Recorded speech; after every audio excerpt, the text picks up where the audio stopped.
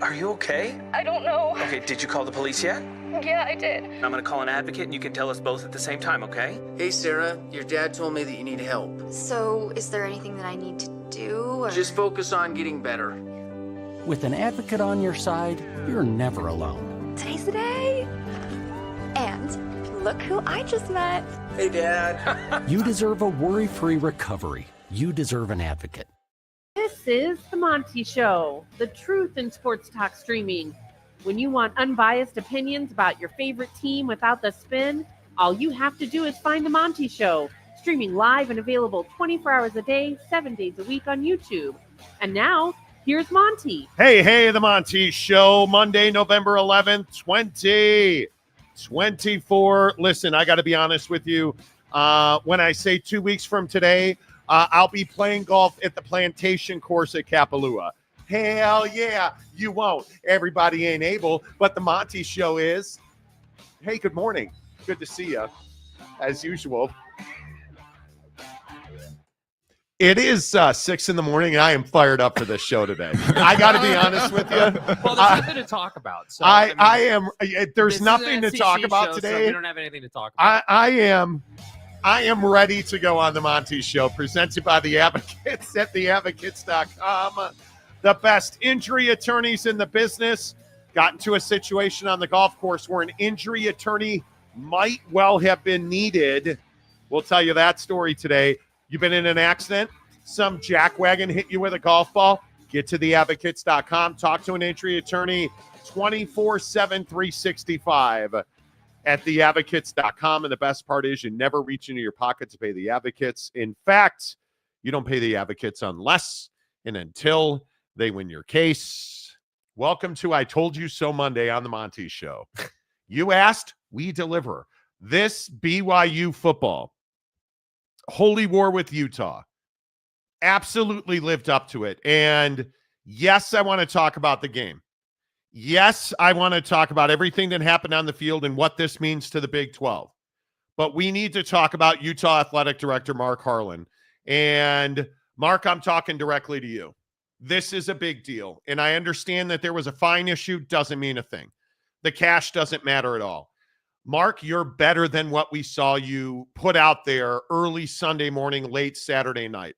I have never in my entire career that spans more than 30 years covering athletics seen an athletic director do more damage to a brand than Mark Harlan did to the University of Utah on Saturday night and have so few consequences of note for his actions. And Mark, I've said this 100 times. I said it on Twitter over the weekend, and I mean this as sincerely as I can say it. Mark Harlan, you are one of the best administrators in all of college athletics. Not even really in question. The quality, the work you've done, the programs you've built, the success that Utah has seen under your leadership as the athletic director at the University of Utah. But here's a couple of issues with the conduct that Mark Harlan put out there on Saturday night. Mark, this is not your first time. Whether it was attacking Dennis Dodd on Twitter with the, oh, give me a break tweets during the Pac-12 meltdown, all of those things, those are inconsequential until you melted down on that dais Saturday night. Mark, you're better than this. Sitting up on that dais, ripping the Big 12, sitting up on that dais, ripping those officials is not your job. It is below your pay grade. And frankly, the University of Utah deserves a leader who understands who he is, where he is, and what his responsibilities are. Mark, you've got to be better than this, because for the first time, I think probably in your entire career, and for the first time that I can remember, when talking about the University of Utah, who on this show, ask any Oak State fan who routinely loses their mind when we say anything remotely nice about the University of Utah. Mark Harlan, for the first time, you damaged the University of Utah. You damaged the Big 12, and frankly, the University of Utah and the Big 12 deserve more than a 4-line apology that really wasn't an apology and you paying a $40,000 fine. That doesn't unwind the watch. Are you pissed you lost the game? Yes. Let your football coach throw a chair That's how you express your dismay. Then what you do is you get on the phone and you talk to the commissioner of the league. Behind closed doors, not in a public forum. Mark Harlan, you need to get in front of the media, and I don't mean on your mouthpiece of a radio station who's never going to ask you a difficult question. Mark, you need to do a TV interview in the great state of Utah, and you need to freaking own how bad your conduct was on Saturday night, because, Jake, I don't even think it's arguable. And again, I will say, for the first time, I believe Mark Harlan not only damaged the University of Utah, but I believe he damaged the credibility of the Big 12. I mean, I couldn't have said it better myself. And you know, I was really surprised that, you know, Mark put himself in that situation. You know, I obviously haven't been covering the game for 30 years, you know, but we've spent a ton of time covering Utah, you know, and specifically for me, like how Mark Harlan handled himself through, you know, first of all, Pac-12 expansion before, and then realignment, obviously, and now you're in the Big 12. Like through that process, like Mark Harlan was elite and built a reputation for, you know, being one of the best administrators in all of college athletics. And I still think that guy is in there somewhere. But the problem is that when you choose to, you know, go out and do what you did with the press and basically say like, hey, you know, like just left the locker room, you know, like, and this is how I feel. Like it was very clear that's what happened. And I think that, you know, it's just unfortunate, man. It's one thing to lose the game and for everyone to be losing their mind on the field. There's all kinds of video and stuff going around about, you know, Witt and Harlan, you know, ripping the officials a new one on the field. And, you know, and it's just not a great look. But overall, yeah, this sense of like, hey, Mark Harlan, you're an athletic director, not a head coach.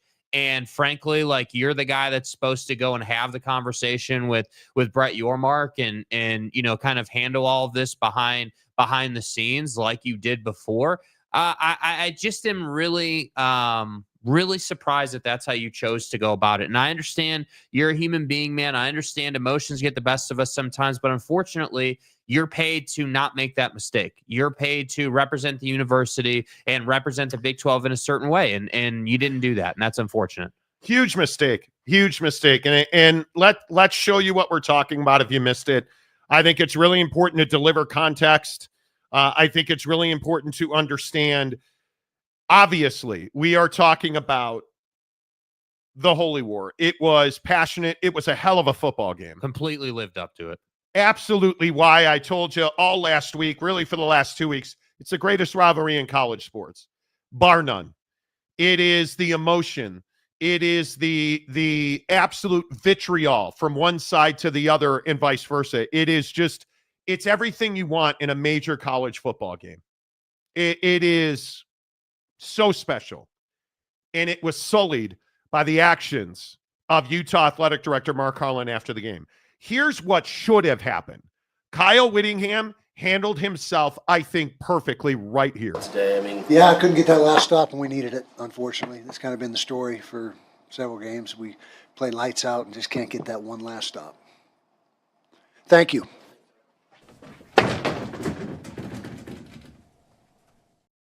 KSL Sports with the video there. I have no problem with it. No. People were ripping Kyle Whittingham for tossing a chair.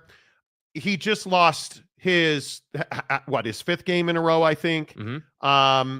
He lost to Utah for the second straight time. He should be pissed. He should be upset. I mean, let's say it perfectly. He lost the only game that matters on your schedule. Correct. Right? Like you lost the only game that anybody was talking about based on where you're at in the season. And I agree, losing 5 in a row for Witt's going to be frustrating, but that's not why he's throwing that chair. He's throwing that chair because they were clearly prepared. They looked really good on defense. They held that BYU team down like nobody has this year. The defense absolutely lived up to it. And what he said there is spot on. You could not come up with the play you needed to close the game. And we'll get into the penalty in the game, but I thought that behavior was spot on.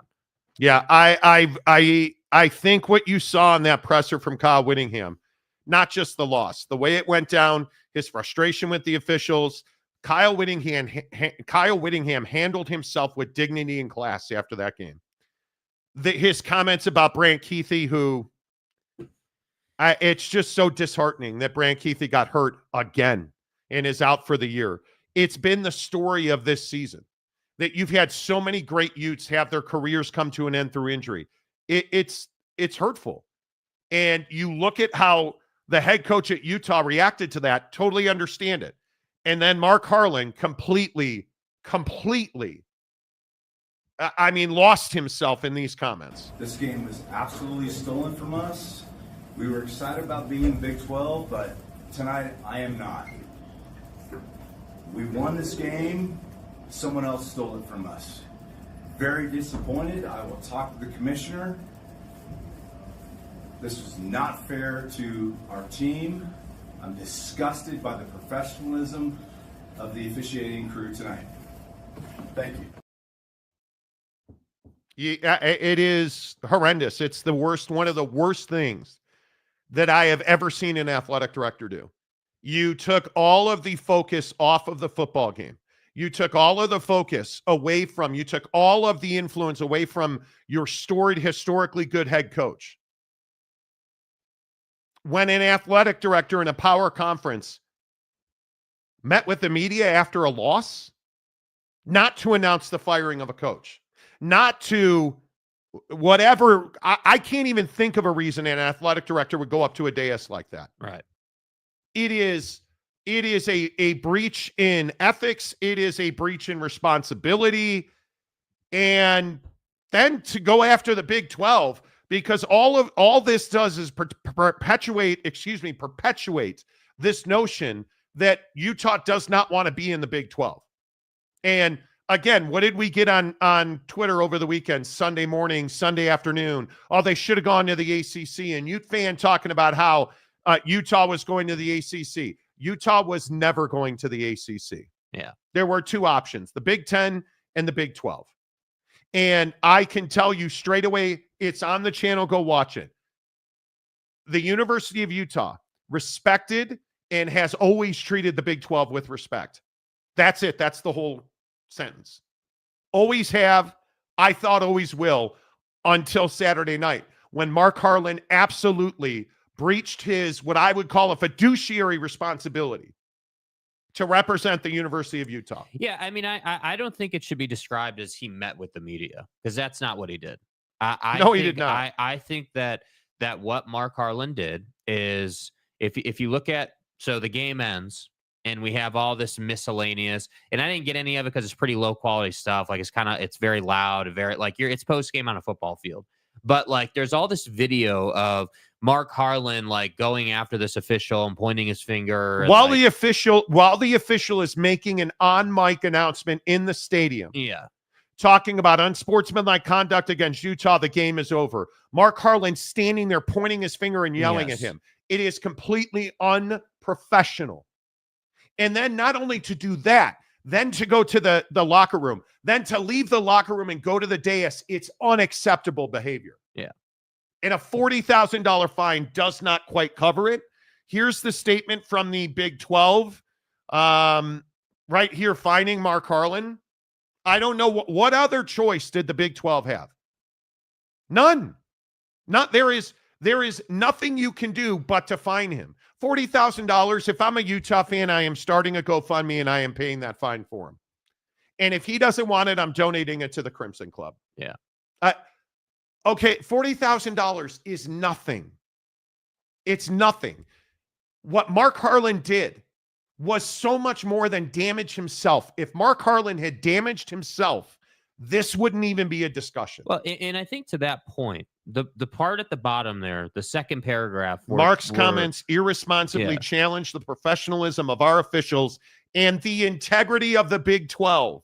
So that's the thing. Like some people said it, Brett Yormark. Yeah, some people may, and when I say people, listeners of the show, average Joe fan, the masses will react to this and say, "Oh, well, you guys are being hard on Mark Harlan. You guys are," and it's like, no, dude. Like, if you look at the statement that Brett Yormark put out, if you look at the general landscape in college football, you would never see an athletic director do this. There's a reason you're an AD, not a head coach. And again, I want to make this point clear. If you've watched this show for any amount of time, this is the guy I said should have been the commissioner of the Big 12 when you fired Larry Scott.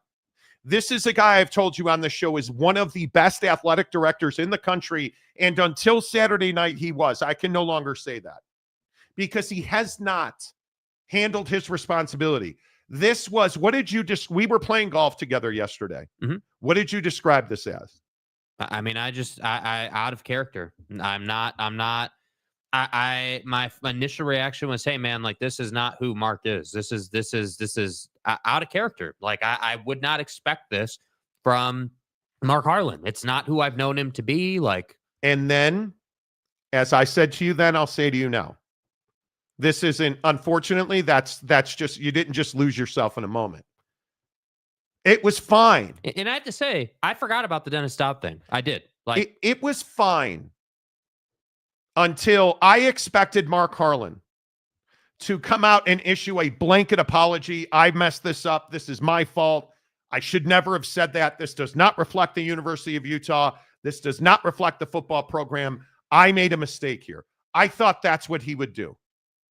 And if he had done that, I would be sitting here today telling you, you know what, this guy, this was an emotional moment after a game. It's the Holy War. He had just met with his players. Brant Keithy's career is over. Kyle Whittingham's upset. in that moment, the officials cost him the game. He lost himself in that moment. Yeah.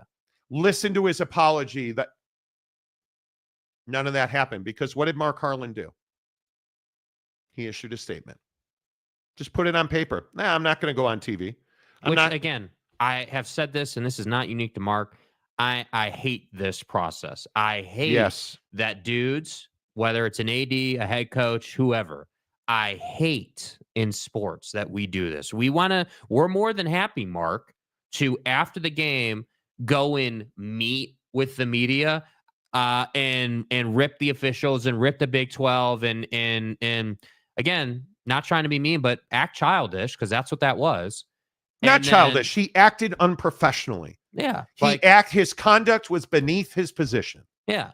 And you just can never, and then to issue this apology last night, you're apologizing after you got fined $40,000 and you got your ass chewed. I'm told he got a pretty significant ass chewing from the Big 12.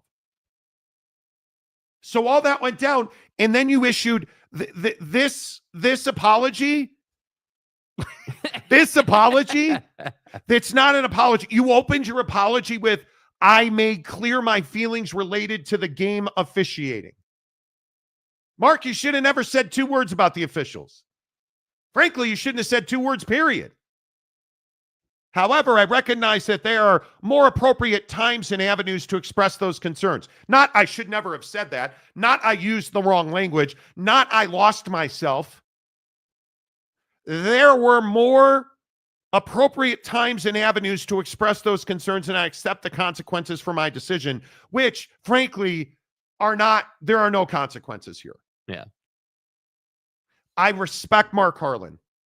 I respect him less today than I did on Friday. Yeah, I have to agree with you. I'm not really sure why we're apologizing. Like, you know how in baseball, when something happens and the manager goes out to intentionally get thrown out of the game, there's no apology issued. You knew what you were doing. You made a choice. Like, you're acting out to prove a point. Notice we're not getting an apology from Witt for throwing a chair, because that's in accordance with what a head coach would do. So the apology, Mark, the apology isn't about like what you said. The apology should have been, hey, like my behavior throughout Saturday night just wasn't, I got way too invested in this game. Because that's the problem. This is, I think the best way to describe it is he should be above this. There's player, coaching staff, and then way up here, there's AD. I just can't express this enough. You can't do this. You can't do this. I think if it was any other athletic director, I would be contemplating terminating him. It's that serious. I'm not even exaggerating.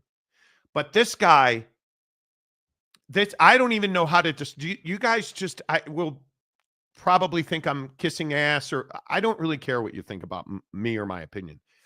The facts are undisputed. This is one of the best administrators in the country. Yeah. This guy, Mark Harlan, the athletic director at Utah, is everything you want in an athletic director. I would love him to be the athletic director at Notre Dame.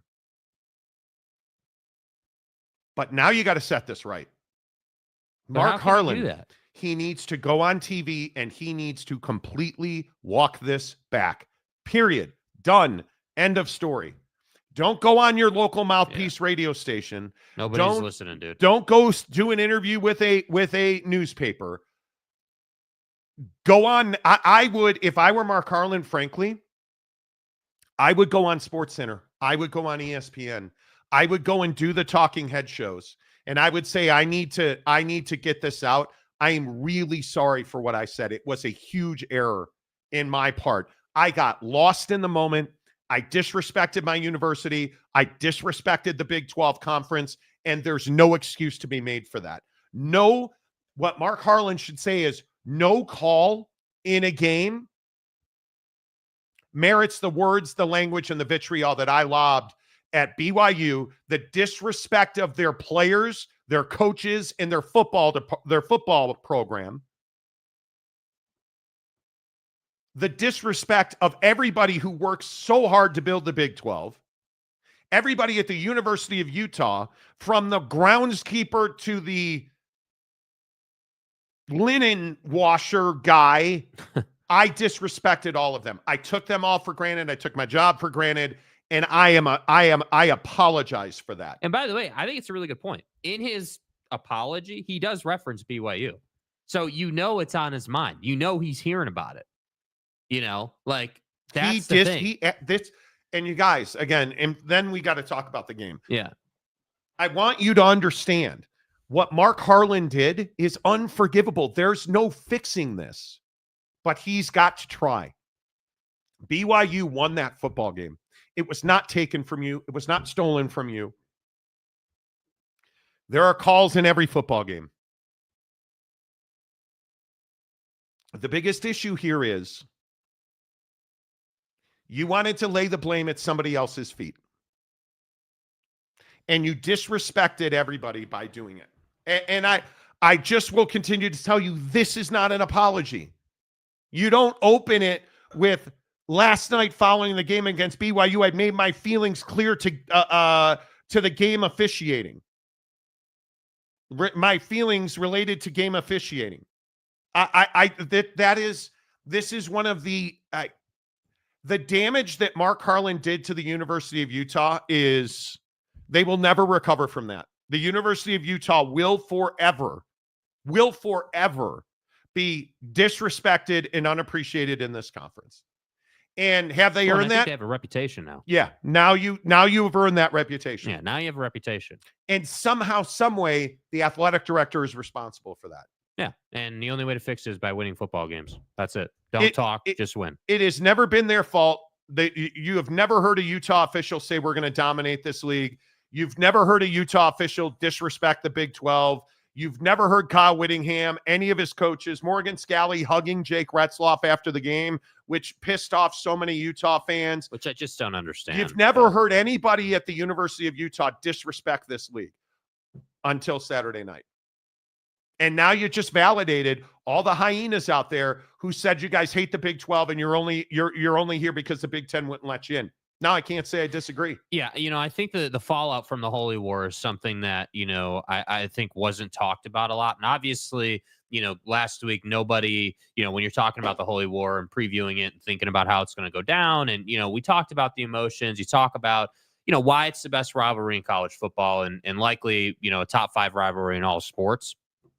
Athletic director at Utah, going nuclear after the game was not on the list. And, No. And, I think that it's one of these deals where I agree with everything you've said about Mark, the damage, like all that. I agree with the apology piece, all of that. I think the hard part for me is that Mark is a good human being. And the problem is it's just like, this is what the Holy War does to people. I hope, whether you're a Mountain Mama fan or, a SEC fan or whatever, I hope that you look at this and you understand this is what this rivalry does. It produces things that we do not see. Yeah, it eats people. It eats exactly. People. This rivalry, do you guys understand that this game hadn't been played since 2021 and nobody at the universities was really that upset about it? Yeah. because this happens every year. Max Hall's mom happens every year. Every year. And it is, now you're going to get it every year. Which and I'm thrilled about. I'd be shocked if Kyle Whittingham retired after this season. Had they won this game, I might very well have said, with the Cam and the Keithy and you beat BYU going out on a high note. Okay, I could have. You don't have the emotion that he had. You don't have the fire and brimstone that Kyle Whittingham showed on that day. Listen to this cat, and you tell me, do you believe this is a guy who's like, yeah, I'm done. I'm retired today? Yeah, I couldn't get that last stop when we needed it. Unfortunately, that's kind of been the story for several games. We play lights out and just can't get that one last stop. Thank you.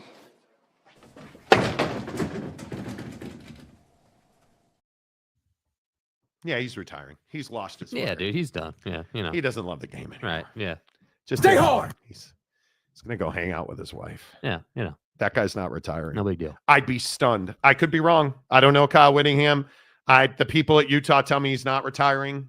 People I know up there all are as convinced as ever he would never leave. He would not retire with his football program in this shape. No. And I agree. No. I agree with him.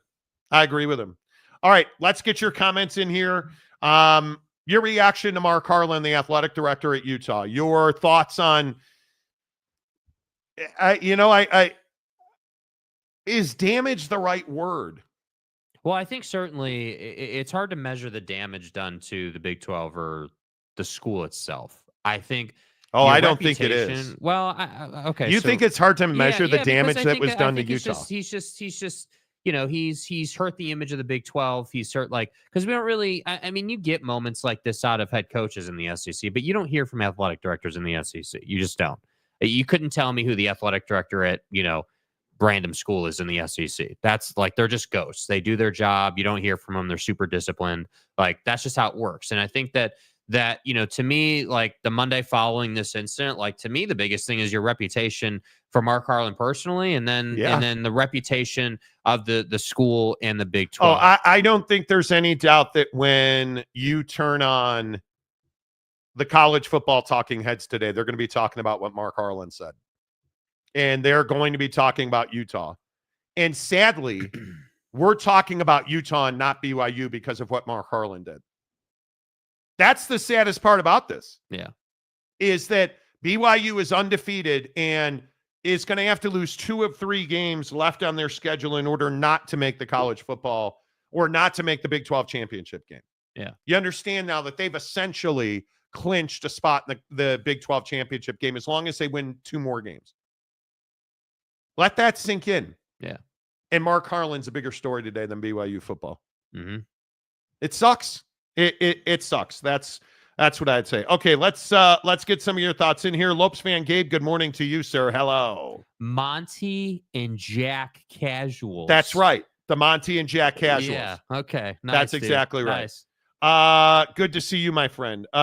In Mark's statement, it seems like he doesn't take back the things he said about the refs. He doesn't. He doesn't. Not at all. It wasn't an apology. Yeah. This was in Tanner. It's part of the biggest issue I have with Mark Harlan is I know this guy to be a man of integrity and ethics. Well, I did until Saturday night and then Sunday when he released a statement and didn't apologize. It's not enough. Yeah. It's simply not enough. It is amazing to me. Yeah. San Diego State, Glenn, Utah just may get the pro rata it deserves after those comments. 40K was kind, in my opinion. Absolutely. Yeah, I think 40K was just it's like in the NBA when dudes rip the officials. Here's a fine. That's what that is. It's more I agree. And I'll be really curious to see what Mark does moving forward. Because for me, I disagree with how that that statement was written, and I would agree. You need to do more to fix it. But will he do more? Do they feel they need to do more? No, I don't think he does. I think he thinks that this is enough. I think he thinks this statement right here this covers all. It doesn't cover your bases, sir. You're better than this apology. Well, and the other thing too is in the middle of the statement, they're talking about how, hey, I just left the locker room. My comments came after having just left our locker room where our student athletes were hurting and upset. That doesn't make it okay. No, you're a parent. This is what parents do, man. Yeah. This is, and I the thing that you said while we were playing golf yesterday that resonates is this isn't the athletic director's job. Yeah. This is below his position. This is not, you just don't do that. And I agree with that wholeheartedly. I agree with it wholeheartedly. Eric Wasikowski, Monty telling others they acted unprofessional. That's rich. Okay. Well, there's the door, dude. Yeah. See you later, bro. And donuts, no apology. Maybe he stands by what he said. Yeah. Which you can't do. Yeah. And I think that this is a really good comment, and donuts as usual from you. I think he does stand by his words. I think he believes what he said. Do you think and this is what I was pondering on Sunday while we were golfing. Did Mark Harlan, field, locker room, after the locker room, did Mark ever say to himself, man, I really want to go to the media and just absolutely tear the Big 12 a new one? Should I do that? I'm curious if that ever happened for Mark in his head. Well, but wait. You make a really good point. What order did it happen in? Field, locker room, media. What did he say in this statement? And here's one of the things that I'm glad you said that because I forgot this part. He said, my comments came after having just left our team locker room where student athletes were hurting and upset. Yeah, the only problem with that is you berated the official on the field before you ever went to the locker room. So you had lost yourself before you ever walked into the locker room and Brand Keithy was out for the year. Mm-hmm. You had lost yourself before kids were hurting and you were yelling at the official and pointing at him while he was on national TV while he was trying to make an announcement over a hot mic. Mark, you're better than this. That's what bothers me so much about this situation, right? It's not that Utah lost the game. It's that you lost yourself, Mark. You're better than this. You're an elite administrator. You're one of the best in your industry. Is part of it for you like just the disappointment of the whole thing? Part of this for me is I am really disappointed in Mark Harlan. Yeah. I don't have one of my great advantages is I don't have a dog in the BYU Utah fight. Right. We're just here enjoying it. I'm just fortunate enough to live in the state of Utah and understand the landscape and have the great fortune of talking to BYU and Utah fans. And right. The outcome of the game, I just want a great game. And boy, was it. I'm really disappointed in Mark Harlan today. I've sat up here on this show and defended him for years. Yeah. I thought he handled himself brilliantly during the Pac-12 meltdown. I can't tell you enough. And maybe I just need to keep saying it. I've been doing this for a long time, man. This is the only gig I've ever had since I was 16 years old at the great WKRS in Waukegan. Yeah. It's the only gig I've ever had. I've covered a lot of Titans. I've covered a lot of athletic directors. I've covered a lot of really, really amazing administrators. I've never seen a guy bury himself like this. I've never seen a guy just absolutely in front of the entire college football world put his credibility on the table, pour gasoline on top of it, and then light a match and just burn it up. That's what I'm saying. Like, shocking. Part of me, and I wish I had the opportunity to ask Mark this directly. I really do, because I would love to know what he would say to it. But part of me really wonders, like, to what we're talking about with the sequence of events, like field, then locker room, then media, like right there. And what I would ask Mark is, hey, when did you make the decision that you were going to go to the media and say all this stuff? What did you make a decision, or were you just fueled by the emotion of it and so pissed off that it was just like, hey, all right, I'm done ripping the official on the field. Let's go check in on the kids and probably talk to Whit in the locker room for a minute. And then, probably, because let's be really honest. We as dudes know how this goes down, right? When we're upset with something in life that involved our friends, because that's what they are. That's what Whit and Mark are. They're friends, right? They're close work colleagues. Like, we know this. This is not new. So I'm guessing, again, my opinion, guessing, not saying this is facts, but field, go to the locker room. You walk through the locker room to get to Whit's office, let's say. You have a conversation, a 5-minute conversation with Whit. And then right there, was there a decision to go? Was this intentional? That's what I want to know, because I agree, I'm disappointed that you said this, but I'd be more disappointed if you said, yeah, you know what? We're so pissed off that I, as an AD, feel the need to go and do this. And this is where you need, and again, just because I have experience with this, their sports information department at the University of Utah, elite. Mm-hmm. The best Mm-hmm. people. Mm-hmm. Who said no to Mark Harlan? Somebody needed to stand in front of him and say, you can fire me, but I'm not going to let you go up there and do this. And I don't know, maybe he didn't tell anybody. And if Mark Harlan didn't tell anybody what he was doing, he just went into the media room, because for those of you who don't know, the way this works is the game ends.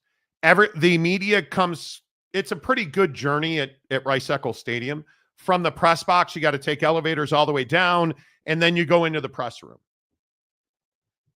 My guess is, because Mark Harlan, this is all in that new South End Zone complex underneath it. Yeah. Mark Harlan berated the official on the field, went into the locker room, consoled players, probably shared a moment with the coaches and Kyle Whittingham.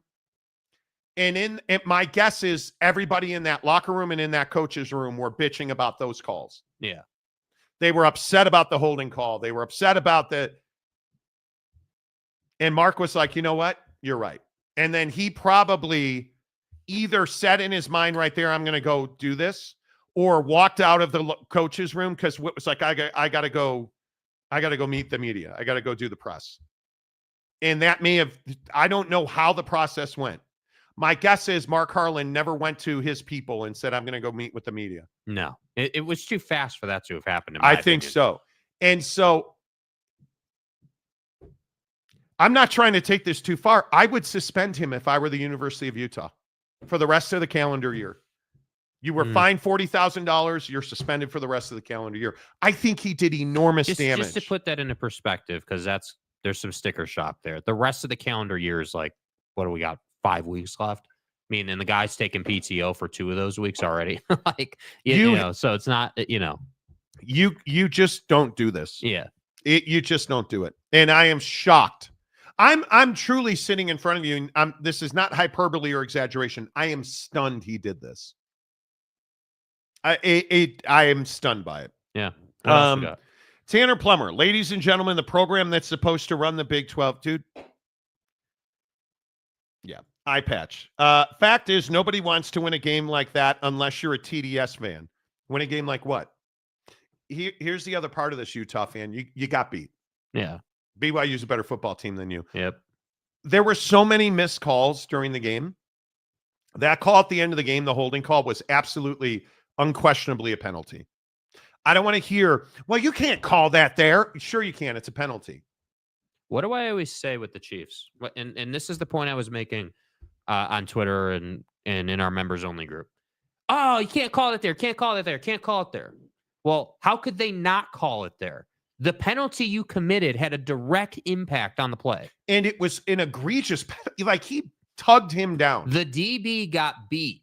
That's what you don't want to say. At DBU, your boy got beat. And I could go back to the very consequential face mask call on Isaiah Glasker. Yeah. There were calls all game long. All game long. The bottom line is, Utah fan, you didn't score any points in the second half.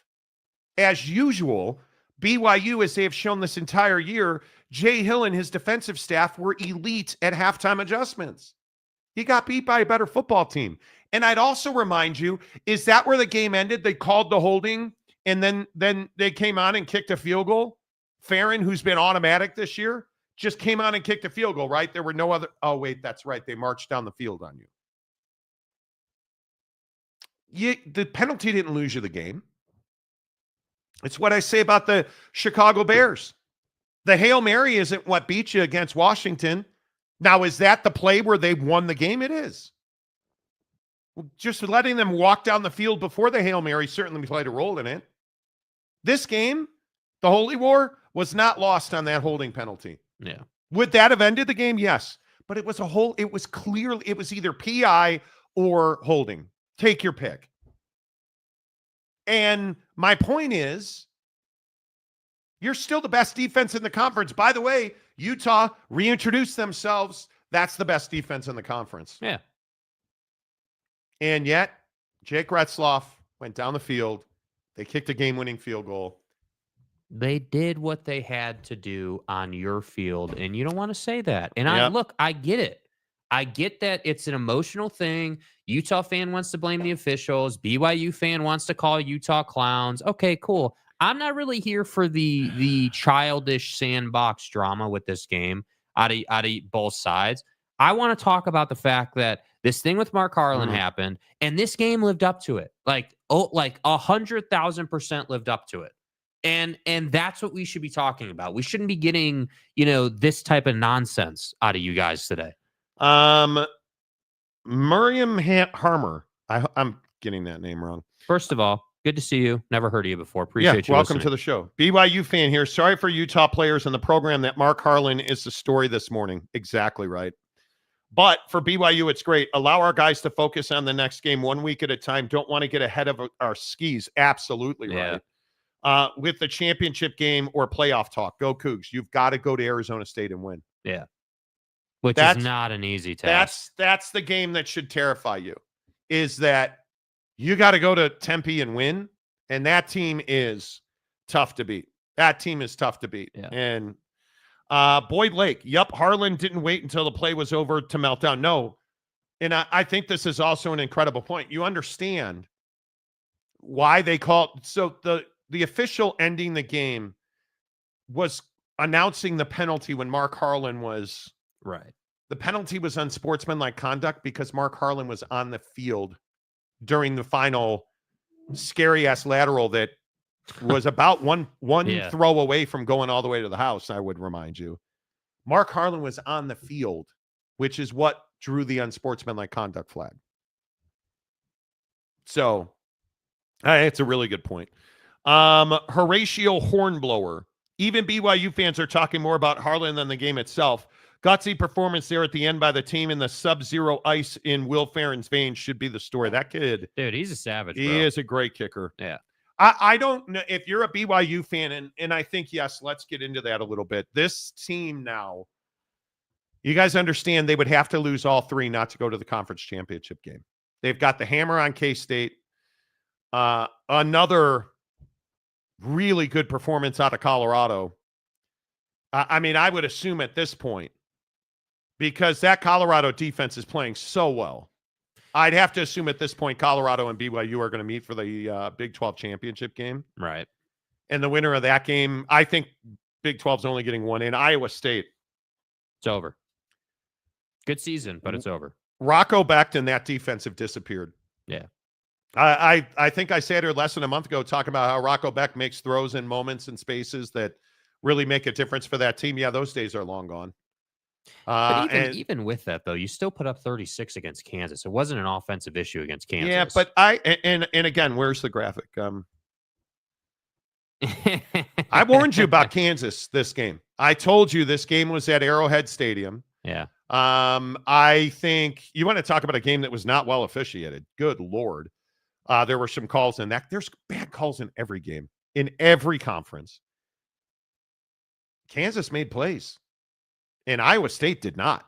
And Kansas put up offense. And I think Kansas is terrifying. I have to say, just really quick, I'm on the homepage at ESPN, on BYU's homepage on ESPN. What's the top story on their homepage? Utah AD fined $40K for criticizing Big 12 officials. So if you think it's just us talking about it, you got to look around because everyone's talking about this. Yep. And I would remind you, BYU's got Kansas, which is in Provo. Mm-hmm. And again, night game. And again, that's Friday. Isn't that Friday night? Isn't the 16th Friday night, I think? It is supposed to be 41 and cloudy at 8:15. Good luck, dudes. That is... No, it's Saturday. Is the 16th is Saturday. Okay, yeah. my bad. Yeah. I Provo, Saturday night in Provo. But again, Kansas has shown the ability the last couple of weeks to be able to run the football a little better. Well, So, you know, I mean, I think I don't disagree, but the weather on Saturday night in Provo, yeah. is supposed to be, this week is going to be gnarly in Utah. We are supposed to get rain or snow Friday, Saturday, Monday, Friday, and Saturday. Yeah. Saturday is not going to be good. Mostly cloudy, rain or snow in the afternoon at elevations. The high is going to feel like 39 at 2 o'clock in the afternoon. Yeah. So 8:15 at night, you're probably talking about 28 to 30 degrees weather. At 50, I think they're at 5,100 feet. Yeah. Good luck. Good luck. Yeah. That's going to be a really difficult game. So theoretically, looking at this, you should beat Kansas at home. I would expect you to win that game. Weather, time of day aside, you're at home. This team's undefeated. That's a win. Arizona State's the last game of the year that I think that is really in question. I think because all these games are going to be at night. Yeah. BYU's now a primetime team, I would think. Yeah. So, you know, I look at this and I say, you know, we've espoused Kenny Dillingham's fight all year long. This isn't fighting new. Dillingham. Yeah, dude. You know we've talked about this dude. You know, you 7-2. That Arizona State team's 7-2. Yeah, and you saw what they did against Utah's defense. Again, injuries. Utah didn't play well that week, in my opinion, didn't tackle well, but you see what kind of effect they have. So I would agree with, I think it was Miriam was her name that commented a moment ago. Like, you can't get ahead of your skis, can't look forward too far, but 3 games left. If I said to you, hey, BYU's 9-0, they got 3 games left, what are the odds to go undefeated? Not good. I think that Arizona State game's terrifying to me. And Colorado, good luck. I think you're going to get everything that Utah has. That game is this is the strangest. And somebody help me with this.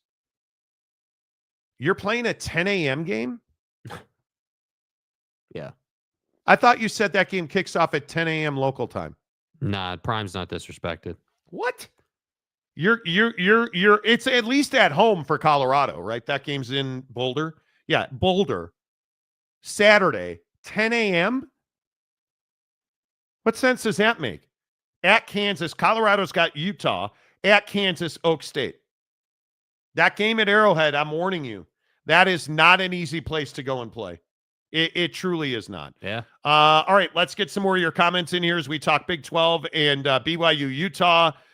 Phenomenal Hebrew. Utah got screwed just like Texas A&M will get screwed this week by Texas and other refs. Utah didn't get screwed. Utah didn't. I just don't understand how you guys can't say, hey, yes, RDB held him at a minimum. And frankly, if it's got to come down to one call at the end of the game, we didn't do enough. You got shut out in the second half. Yeah. Like, I don't know how, like, you didn't get screwed. Stop being a victim. You lost to the best team in the Big 12. In the Big 12. BYU's say it out loud, Utah fan. BYU's the best team in the Big 12. And I understand that call is a tough call. Do you think the Glasgow face mask had an impact on this game? It did. Because I think you're lucky. I think you're lucky to have gotten that third touchdown. Mm-hmm. I think you are. And I am not somebody that believes a whole lot in football. I believe your actions win or lose you games. Mm-hmm. The officials, there's going to be, what do you think it is, you guys? Half a dozen calls every game, 5-6 calls a game at least you're just like, and that's 5 or 6 calls where the whistle or the flag was thrown and the whistle blown. What about the 10 where no holding was called? Mm-hmm. What about the 10 where hands to the face or that late hit out of bounds? Or dude, that's every game. The bottom line is you lost 22-21 at home at night because you couldn't score in the second half. You didn't score. If you're not going to put points on the board for 3 of 4 quarters in this game, are you going to win or lose? You're going to lose. To one of the best teams in the country, you're going to lose. To the best team in your conference, you're going to lose. BYU scored in every quarter. 3, 7, 3, and 9. They scored in every quarter.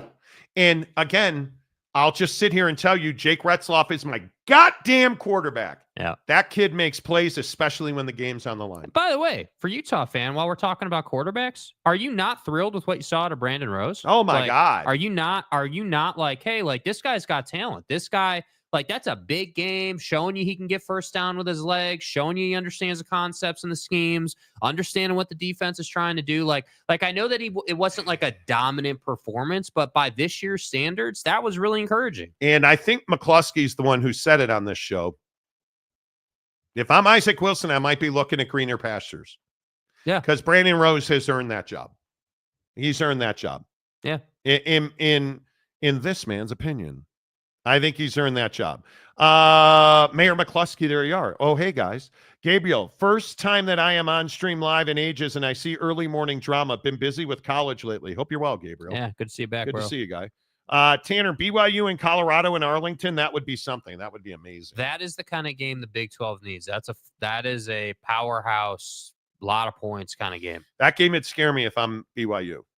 Yeah, because that secondary. I don't know. I'm kind of past that for BYU. I don't think if you're BYU in that defense, you've now done enough as a defense where you should be confident in every game you play the rest of the way. It's not even the defense. You know what worries me about BYU? Receivers dropping passes. Yeah, I know I've beat this drum all season long. You should be. You should be. How does Darius Lassiter drop that pass? Let me put it this way, dude. Darius Lassiter has a propensity to be allergic to catching the football. There have been moments this season where he'll go, man, there will just be drives. And again, I love Darius. I love his game. I love the way he plays football. Guy's an explosive athlete, hell of a receiver. But there are just times where it'll hit him in the hands and he drops it. And it's typically 5 or 6 in a row. And then he gets that, like he'll go through the bad streak, then he'll get that first reception again, and now he can catch everything in his catch radius. Yep. Like that's the hard part. Mr. Ed for $2. Utah not happy in the Big 12. Pac-12 is looking for number 8. Stop. It's a lazy ass take. Listen, I Big 12 fan, I don't know how else to describe this as you're desperately in need of Utah. You don't have a brand. And now, unquestionably, Colorado and BYU are your 2 best football brands. Yep. They're 2 new teams to the conference. Got to talk about Joey today, too. Again, well, yeah, we'll get there. The Buffalo Hunter, what's up, dude? Sorry, this looked exactly like a conference trying to save their only undefeated team. Totally disagree. That call wasn't consistent with how the whole...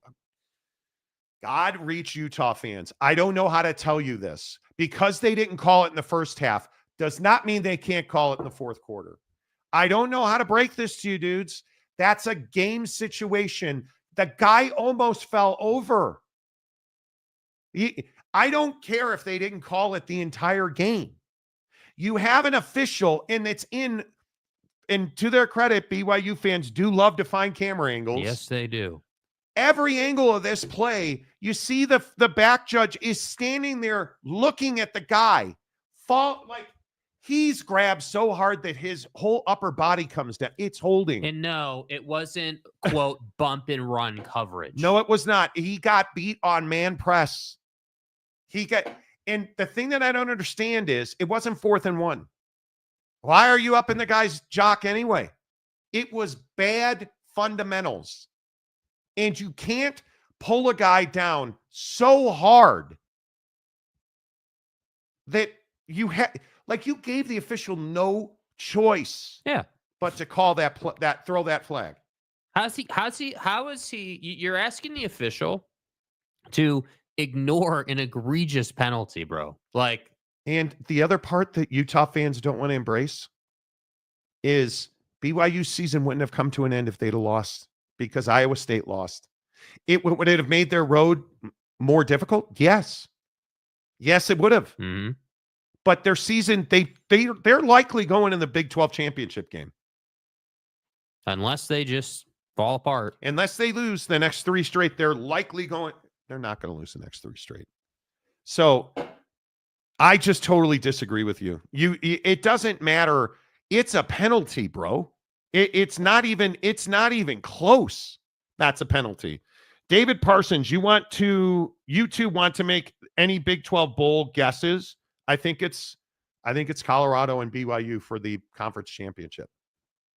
Because Prime's defense is Shiloh Sanders is showing you why there was so much hype around him coming into the season. Mm-hmm. I mean, just what was that ball boy doing? I have no idea. Did you guys see this? Shiloh Sanders scores the touchdown, and he is clearly keeping the ball as a souvenir, which I would too. Huge win for them. And the ball boy, as Shiloh Sanders is walking by him, knocks the ball out of his hand and tries to take it from him. And then Shador is right there, and Deion Sanders Jr., who is their social media director, like literally the guy goes to pick the ball up and has to, like, Deion Jr. pushes him away. Yeah.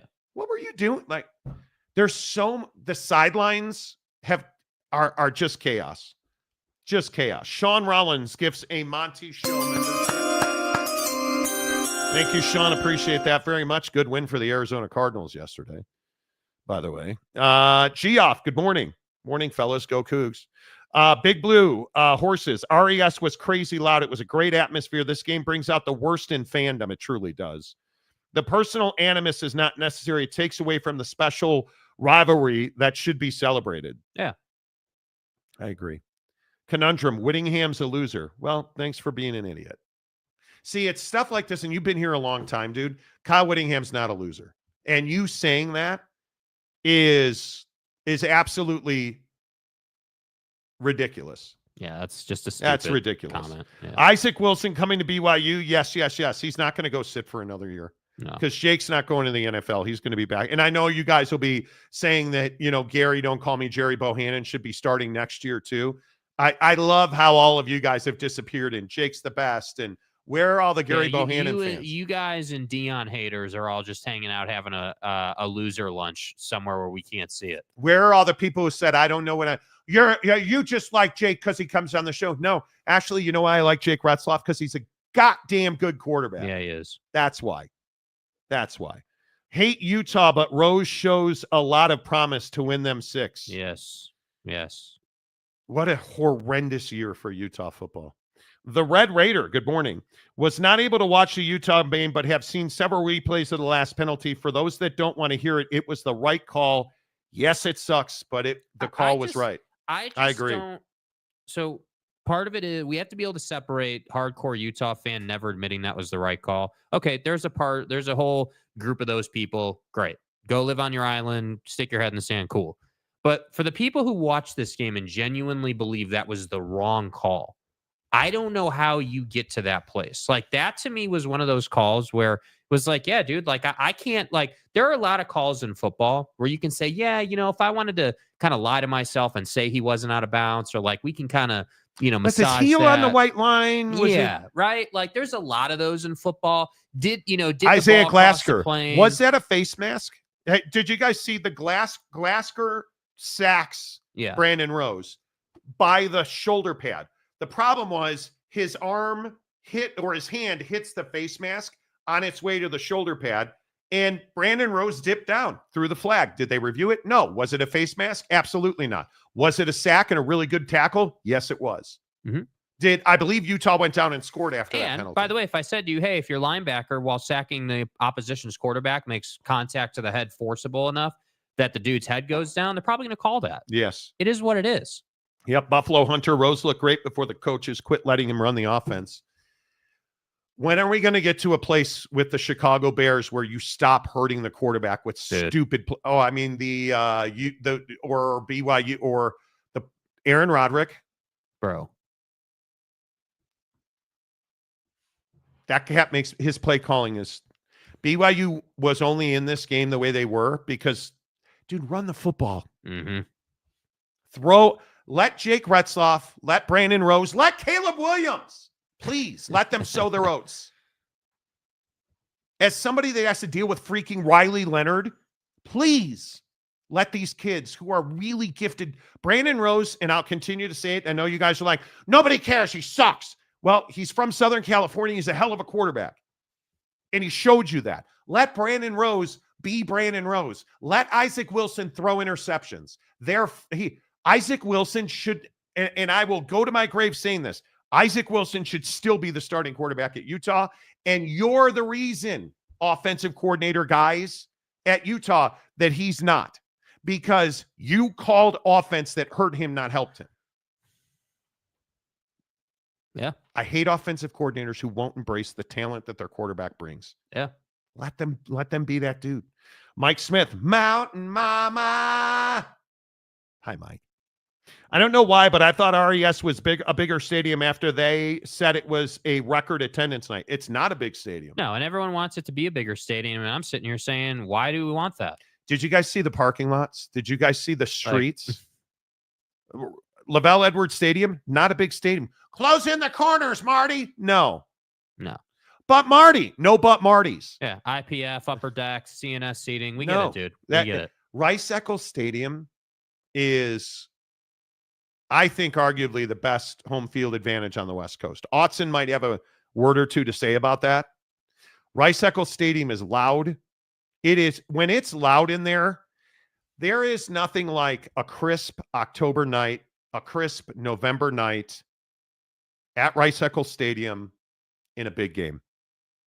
It's loud. Utah fans are phenomenal football fans. And again, this is why I say, like, again, not a Utah fan, not a BYU fan, but you have to give BYU credit for what they did in the second half. They shut you out, and then they went down the field on you multiple times. And Jake Retzloff, what did I tell you about Jake Retzloff over the summer and into the fall? This kid's been in big moments. He's won at every level, and he's performed in the biggest games. Do you guys understand that going to the conference championship game will be a step back from the Holy War? Yeah. Let that sink in. Like from a game intensity standpoint. They're going to go play at AT&T Stadium. No player has played at AT&T Stadium, arguably. Okay. There's no atmosphere more difficult than the Holy War at night at Rice-Eccles Stadium. Oh, wait, until next year when it's at night in Provo. That dude, I'm telling you. It's unbelievable. Anyway, UW fan Jim, I have no horse in the fight, but there were 2 calls versus Utah that felt like the Big 12 had an agenda. What about all the calls that went against BYU? What about the no calls that went against BYU? You don't think that you don't think that Utah offensive line was holding all night long? BYU 10 penalties, 67 yards. Utah 10 penalties, 90 yards. Pretty even. Pretty in alignment. Like, I'll also say, if you're a Utah fan, you got to be excited about Fano at right tackle, because that cat's balling. The Fano brothers, balling. Ballers. Day old donuts. Hello, my friend. BYU has a 5-star QB recruit coming to Provo this Saturday. That's the other thing, too. And it's probably for a different show. Don't have time to cover the whole thing today. But wins like this, man, and the Mark Harlan situation, if you're a recruit, why would you want to go and play at Utah? Like, and I'm being serious. I'm not even trying to be an asshole about this. Like, you see what Mark did. You see how that game went. You see how they conducted themselves. Why, if you're a big-time recruit, you're not saying, hey, like. I'm going to Utah. If I'm a defensive player, I'm going to Utah because I want to play in the NFL. Done. You're a safety? I guess I don't. You're a linebacker? Bro, I don't think that's as clear right now as it used to be. I agree that they put dudes in the NFL.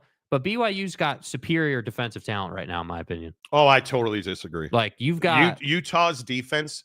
I have not seen this defense perform at that level on all 3 levels that I saw on Saturday night. And I think the secondary at BYU is better.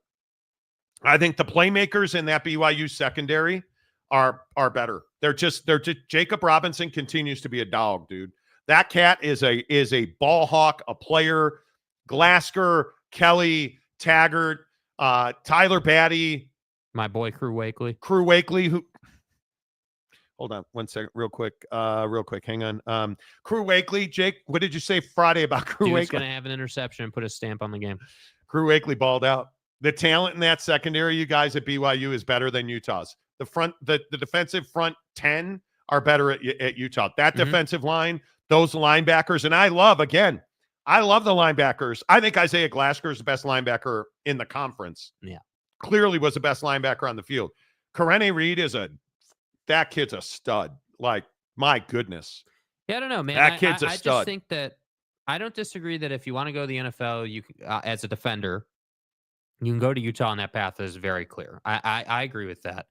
But what I don't agree with is that it used to be that BYU was so far behind Utah just from like a recruiting NFL pipeline kind of perspective that you would never even consider BYU. Yeah. But I think BYU's closed that gap significantly this year. And I'm not just saying from a record situation. I'm telling you, recruits are looking at these two programs and they're saying, okay, well, they just lost the Holy War for the second time in a row in the series.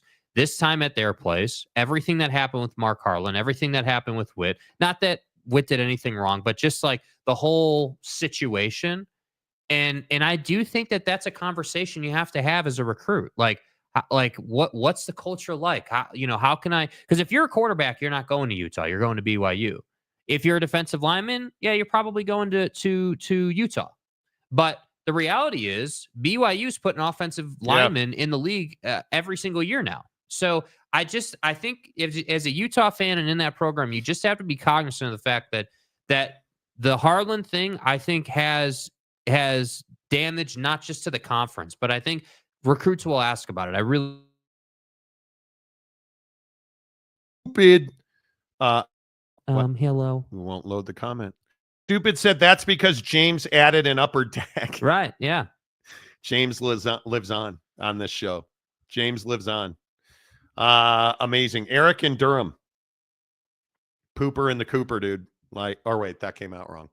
In the Cooper for Pooper, or anyway. Cooper is really good. I still love in the Pooper for Cooper. Cooper flag's very good. Offensive coordinators everywhere. Quote: "We are going to run my system. Get better quarterbacks." Drives me crazy. Dude. Has Shane Waldron of the Bears been fired yet? No, he hasn't. That's right. Bears don't want to win. Horatio Hornblower. Isaac Wilson is a gunslinger. He won't be perfect so early, but he's got the talent to be a great quarterback like his brother. And you have to let him make mistakes without fear of losing his job. Kalani Sitake said it earlier this year about Jake Retzloff. Jake's going to throw interceptions. And why is that? Because he's a guy that throws the football down the field. He's going to throw interceptions. But he's also going to throw you to big wins. Darius Lassiter is going to drop passes. Yeah. They're also going to complete connections that beat Oak State in the last moments, that beat Utah in the last moments. Like, that's the difference. Snooka. Yeah, I was wondering why Jake wasn't running. He had some plays with huge green pastures in front of him, because I think they're very smart. I'll go back to the Arizona State-Utah game. Scatabo got hurt in that game. Mm-hmm. And the quarterback at Arizona State, whose name I can never remember, got hurt in that game. Yeah. And who did the damage? Utah's linebackers. Yep. If you can hurt Scatabo, that kid is a house. A house. Cam Harrison, good morning to you. 9-0. Huh? Sam Levitt. Sam Levitt. That kidney shot he took in that game, my God. Lander Barton absolutely put his shoulder pad into Levitt's kidney. And you know that feeling of pain in your midsection you get? Like my God. I think he did a very good job of being measured and he also had 2 fumbles that were very close to losing them. Telling you, BYU lays the wood too. We saw what they did against UCF. Your Curry Brown didn't last. It's my guy Glasker, dude. I'm telling you, best linebacker in the conference. Russell Desert Viking Anderson. Hard to accept that BYU is now the better program, but it's true. Well, let's not get carried away. The overall recruiting pendulum has flipped to blue. I think in the state of Utah, yes, I would agree with that. Nationally, I think that story's yet to be written. The question is always, Russ, is going to be, is Kyle Whittingham willing to turn it over to a quarterback who's a gunslinger? And my belief is he's probably not. Well, I mean, and even further than that, I mean, is he willing to run an offense that pushes the ball down the field? I mean, it was all cool when it was Cam and Brandt, but the only reason Witt did that is because Cam was an upperclassman and Cam and Brandt had that connection. And then they developed Money Parks. Yeah. But again, I don't know, man. I don't want to go too far with this whole BYU Utah comparison. All I'm saying is that, if and again, not to keep bringing it back up, but if Mark hadn't done what Mark did and it was just Witt throwing a chair and they were upset, I'd be like, yeah, you should be upset. Like, it is going the wrong direction. Totally get it, dude. But I just think if you're a recruit, and you're in the NIL world and you're trying to get paid and you're trying to go somewhere where you can build your brand as a player, I'm not sure that right now Utah is your top choice. And that's really I would agree with that. It's really unfortunate. Yep. Isaac Wilson is probably will probably be a good QB, but can he be a good MILF hunter like his bro? Okay. Mayor McCluskey, how about Will Farron grinning on the sidelines before he went out to kick the game winner? I'm telling you, dude, he's a savage. The guy exudes drip. Speaking of INTs, did you see Goff throw 5 INTs and still win? Well, Detroit's the best team in the NFL. I don't know what else you It's say. not about the mistakes, dude. It's how you bounce back. I don't know what you say about that. I am, and congratulations on your fantasy football win. Did you guys watch that game last night? Did you see what happened starting the second half? So Dan Campbell's on the sideline doing an interview.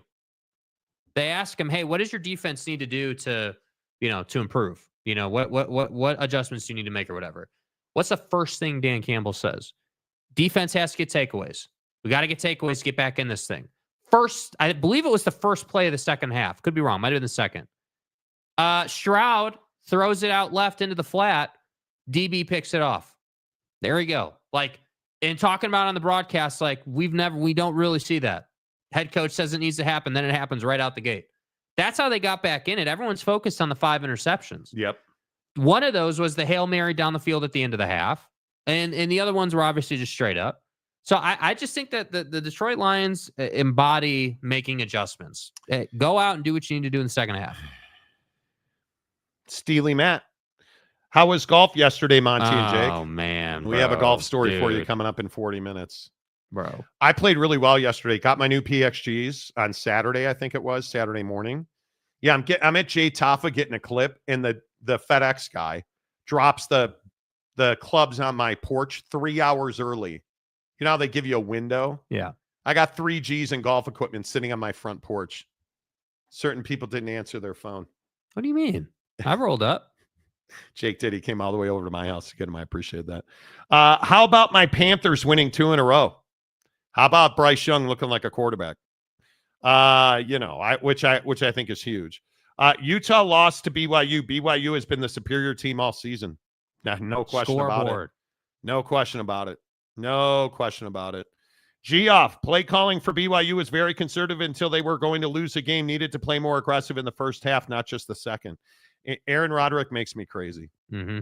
The guy makes me crazy. It just is. It's wild to me that you're that conservative. Boy, like Kyle always wants to win with the defense. He does, which for better and for worse. That's the best defense in the conference. That was an incredible defensive performance on Saturday night. And if the offense had scored a single point in the second half, we're having a very different conversation today. Very different. I'm a West Virginia fan, a team that is bad this year, but still has a better record than Utah. There you go. Neil Brown sort of needs fired, maybe a little bit, perhaps. Big Blue Horses. In the entire K-Dub era at Utah, how often have they had an offense that really pushes the ball down the field? Utah is D first, which means conservative offense. Well, and I think Aaron Roderick at BYU, who used to be the offensive coordinator at Utah, you don't see it. And it's why Utah has struggled consistently to win the quarterback recruiting battles. And then you win one of the best quarterbacks in the country in Isaac Wilson from Corner Canyon. And now he's benched and probably has to be thinking about transferring. Is it possible that they could ride the D? That's what they do. UW fan Jim, anyone notice the B1? I don't know what the What B1 is the B1? Giggity, good morning, sir. Happy Veterans Day to you. Appreciate your service. I feel like the eye patch didn't get much sleep this weekend as he replayed the holding in his head over and over again. Certain Utah fans are just detestable, is what it is. Tanner Plummer, yeah, I was pretty ticked that the Lions won because them losing would have helped the Eagles. The Eagles are not a championship caliber team. Sorry. Don't know how to break it to you. And no, beating up on a terrible Cowboys team shouldn't make you feel better. Nope. I would agree. Detroit is the best team in the NFL. Yes. Have you noticed the Chiefs are unbeaten? Have you watched the Chiefs? Come on, dude. Did you hear what Patrick Mahomes said to the officials yesterday? He says to the official on a hot mic, hey, can you let me know when their guys are getting close to me? Did you not see the repeated phantom penalties thrown? Yeah, come on. Tell me you don't watch football without telling me you don't watch football. My college team is awful. My pro team is awesome. So now you're a Chiefs fan. When did you become a Kansas City Chiefs fan? When Oklahoma State went into the crapper. What are you talking? How many times have you said on the show you're a Cowboys fan? What are you talking about? Iowa State and Pitt losing 2 in a row after being undefeated. Crazy. I think Pitt was always fraudulent. Just yeah. They were always fraudulent, in my opinion. So this idiocy from you is the norm. It is. Just don't feed the hyenas. Yeah, I don't know why you want to fight. UW fan Jim, did anyone notice the Big has the 1, 2, 4, and 5 teams in the nation? I don't think is anybody surprised by that? We've been talking about that all season long. And my question is, how is Penn State that high in the AP poll?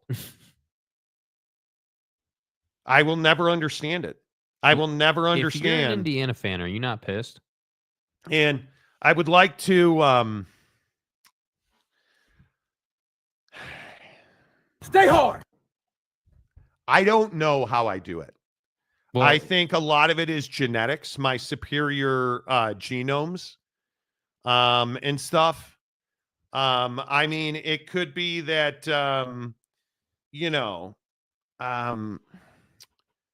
I think I was just born a champion. Biologics. I think so. Because human or non-human? When Lane Kiffin is beating the crap out of Georgia. Man, we almost made it, guys. We almost made it. And you start to understand that Lane Kiffin, I mean, the sex he had with his hot girlfriend had to be just unbelievable. Hey, James, how does your wife feel about the Ole Miss win?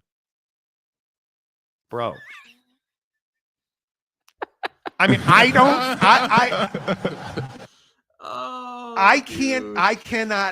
mean, it's Monday. You guys know that I'm right because this MFer just don't miss on football. Right. And again, I will just point out, I think I've hit it every time. Ole Miss, no, that was Lane on Saturday night. Ole Miss beat Georgia. I mean, I'm almost like Notre Dame. Nostra Lane. And with Jackson Dart on one leg. I don't know how. Actually, I do know how I do it. I'm naturally beautiful and naturally gifted and humble at the same time. And so, like, when Lane Kiffin's good, college football's better. Crown that motherfucker. Right? First of all, Georgia outside the top 10. Anybody want to explain to me how they fell further and Penn State is now 4th? Anybody think that Penn State can beat Georgia? Even with Carson Beck being a subpar quarterback. Beat Ohio State. How are they going to beat Georgia? Anybody want to talk to me? Did you guys see the Ohio State over the again? I know Will Howard sucks and he's terrible. And K-State doesn't need him. And like, come on, dude. Anybody see how do you guys want to know what kind of a-holes you are? You've turned me into an Ohio State fan. But this is an SEC show, bro. And I've showered multiple times since that win, and I still feel the scum of it. And the better part is, can we all agree that Sharon Moore's not the right guy to lead Michigan? Which, again, right here, look at the graphic. I told you so Monday. Sharon Moore ain't that dude. That team sucks. Oh, my goodness. It feels so good. Now, Notre Dame's not good, but Notre Dame won. Stay hard. Notre Dame won. By the way, Billy Napier, dude. Napes. And was there a game plan on Saturday? Was there any type of plan or like strategy? Wait. How about how many people celebrated this? No. How many people were like, all right, good, bro. Good. Suck it, Cristobal. How many people? A lot. A lot. And the U is still in the top 12. A lot. And yet Colorado's 18th. Look at SAMU, 14th. And Boise outside the top 12 now. How pissed are Boise fans? God damn it, Marty. Well, when you let soccer writers vote on who should play for a college football championship, this is what you get. But still the highest ranked G5. So. And what I'm asking you today is, if you can find it in your heart, in your rectal regions, does it make at all any sense to anybody that Boise State had a tough game against Nevada and then fell a spot? Isn't a win anymore? No. Not if you're Boise State. And Nope. I'll continue to say this. So And remember, you don't have to like it. What did Buddy run for against Nevada? 797 yards. Clearly not, because they got downgraded. Ashton Genty, 34, 209, and 3 scores. And you still are outside the top 12. That's what I'm saying. So when everyone wants to say, oh, well, Genty's the Heisman, man, best player of college football. They're going to the playoff. Everything's amazing in Boise. Blue turf, man. Marty, I got to tell you something. Smurf turf life. This is what's wrong with being a G5. Yeah. Your guy runs for 209, wins the Heisman Trophy, essentially, and you still are outside the top 12. Yeah. And not only are you outside the top 12, you're down a spot. You're down a spot, which is just, again, the word is rectal. Like, how do you account for that? The word is rectal. Tell me it's not. Dude. How do you account for the fact that homie's outside the top 12 at Boise? Hugh Janus. You won, and you still fell out of spot.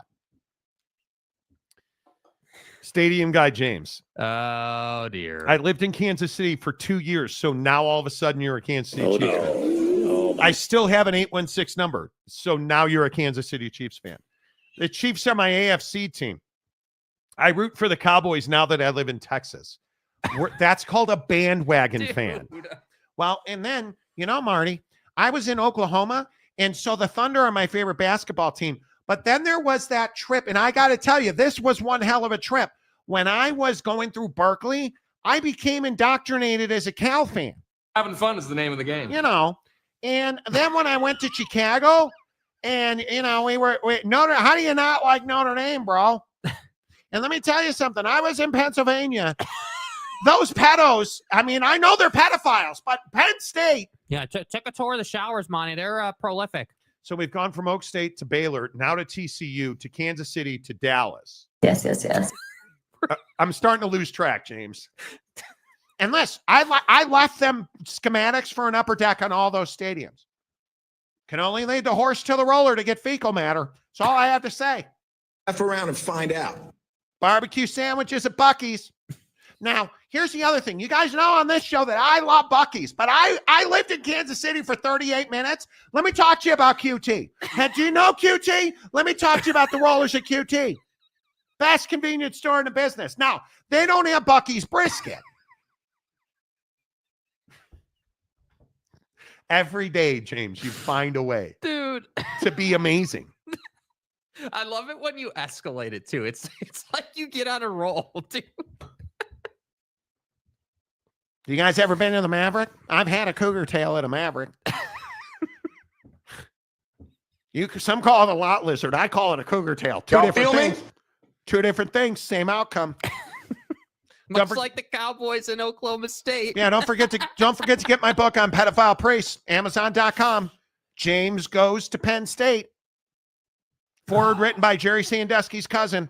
Some shit happened. On sale right now. Hardcover. Can't do soft. Always hard. Wow, bro. Stay hard. Wow, bro. Wow. Okay. Let's You're get welcome. to the comment. You're welcome. And, Delaric, a member for 20 months. Damn.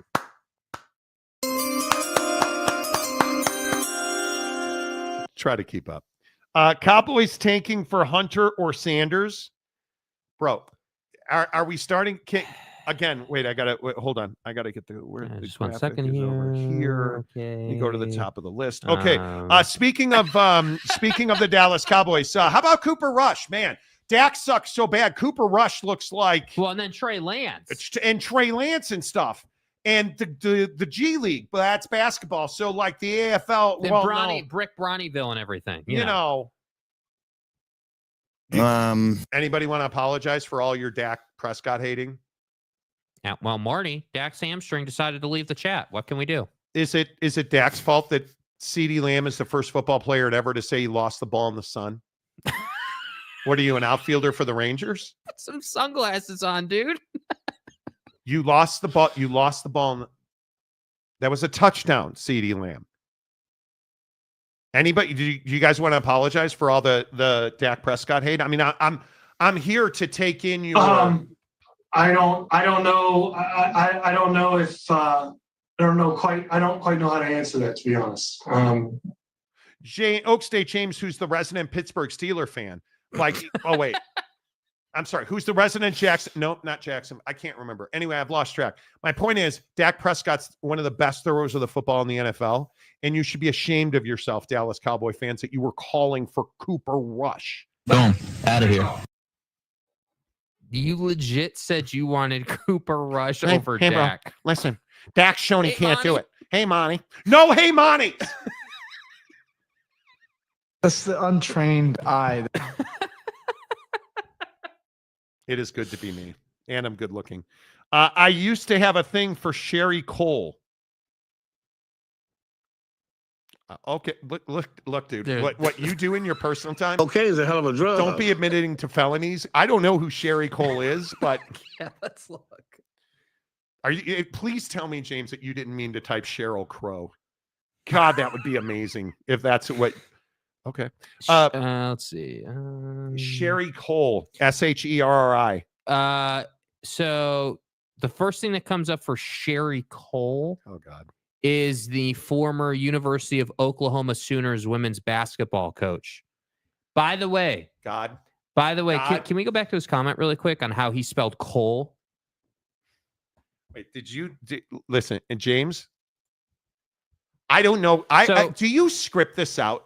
Do you script this out as an Oak State fan? You just admitted that you had a little. So wait, how you were shall a I Sooner say? Fan. You're a Sooner fan as what, like, and a Cowboy fan, and a Baylor fan, and a TCU fan, and a Chiefs fan. But you spent 5 minutes upstate in Arizona, so you're an ASU fan. But then you lived in Chiefland for like 2 seconds. So now you're a Royals fan.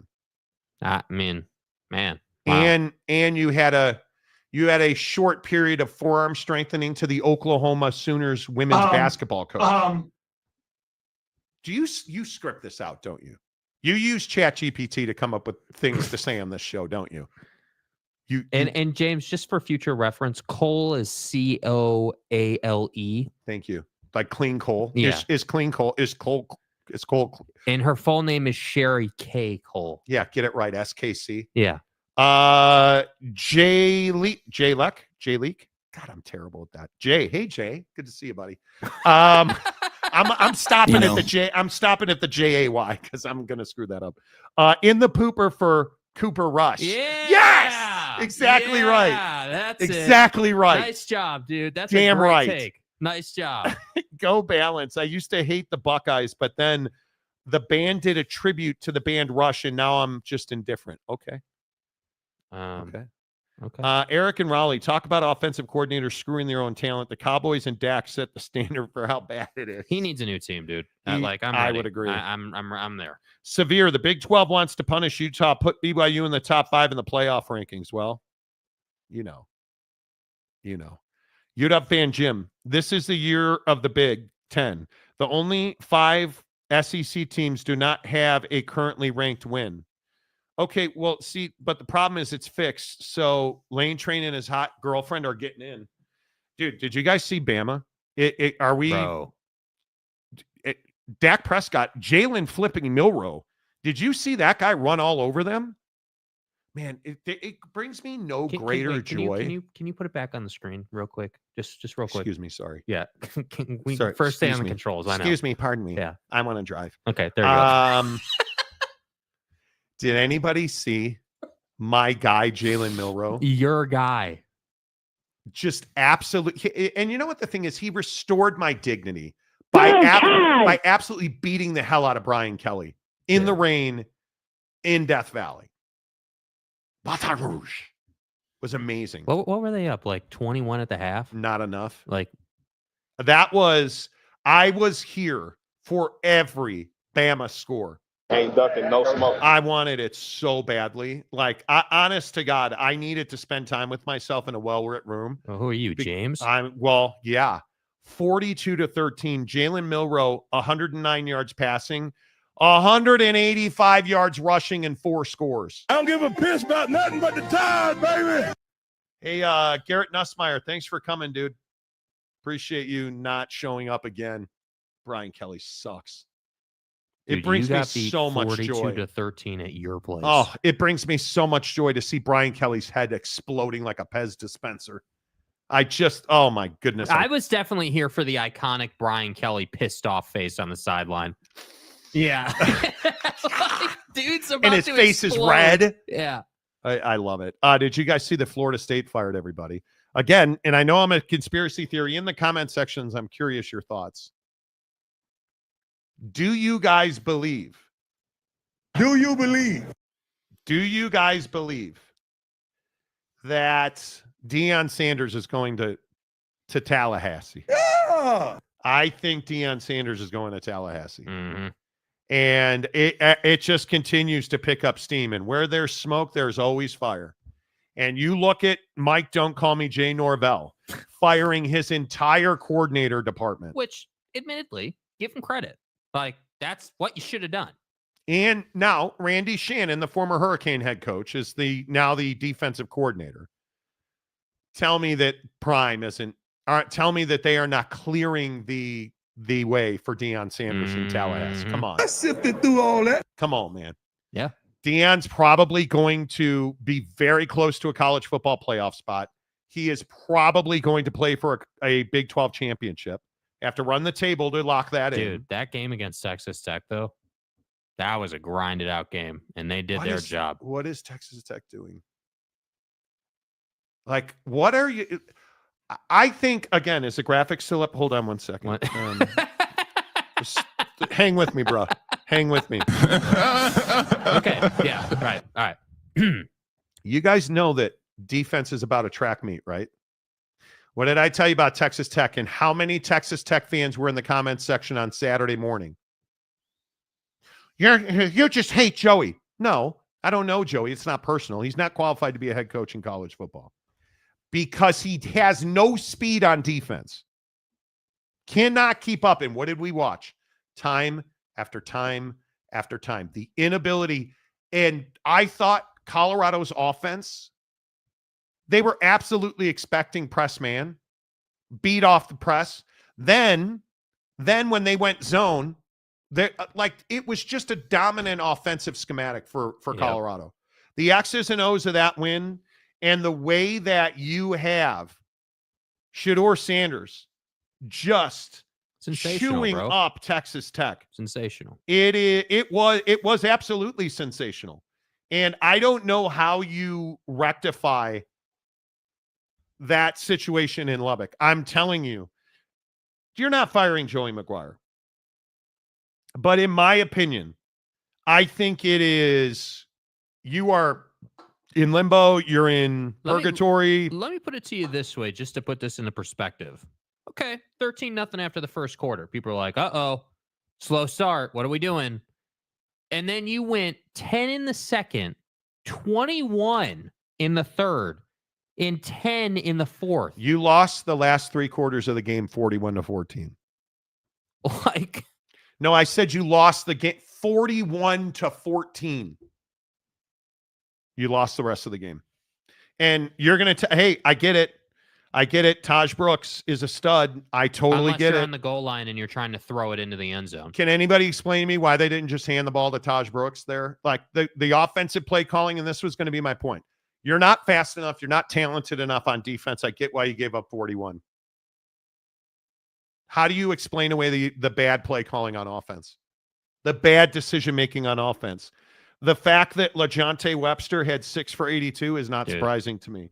The fact that Travis Hunter had 9 for 99 and a touchdown. And by the way, that speed point we're making, that's how he scored that touchdown. He ran by you. Will Shepard just dominating you? Dude, what did Jimmy Horn Jr. Oh, that's right. He didn't play. Their second best wide receiver didn't play. They still scored 41. And I also remind you that they only ran for 60 yards. And by the way, the one-handed touchdown grab out of Shepard in the end zone, bro. And then you get to the fact that some of if you're a fan of of Texas Tech, first of all, I get the tortilla throwing thing. Don't ever talk to me about Texas Longhorn fans littering the field after what you guys did against Colorado. That was embarrassing. Yeah. And then you start looking at the fact that what did Colorado do on third down? I thought you said they were 2 of 13 on third down. Man, it's tough that Colorado lost that game, huh? Because it was because they were 2 of 13, yeah, Jake. Bad That's execution, dude. That's why Texas Tech didn't. Colorado was 2 of 13 and you still lost. Oh, you know why? Yeah, because they weren't in third down all that much. Bro. You know why? Because they completed 30 of 43. You know why? Because would it surprise you? Which team had 14 penalties for 106 yards?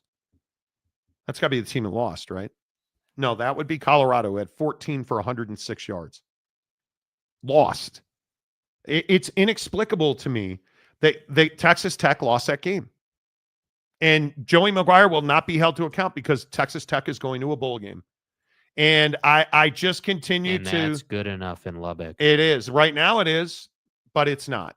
And I continue to tell you in the Big 12, you look at the teams in this league, there's a lot of teams having good seasons. Mountain Mama, West Virginia's having a good season.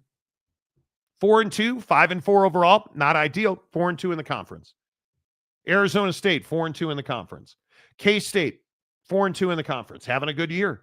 Iowa State, terrible year, 4-2. Colorado's 5-1 and BYU is 6-0.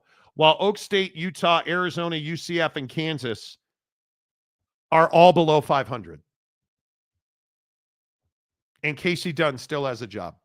And Mike Gundy still has a job at 0-7, 3-7 on the season. You're not going to a bowl game. And everyone wants to wonder why Norvell fired everybody.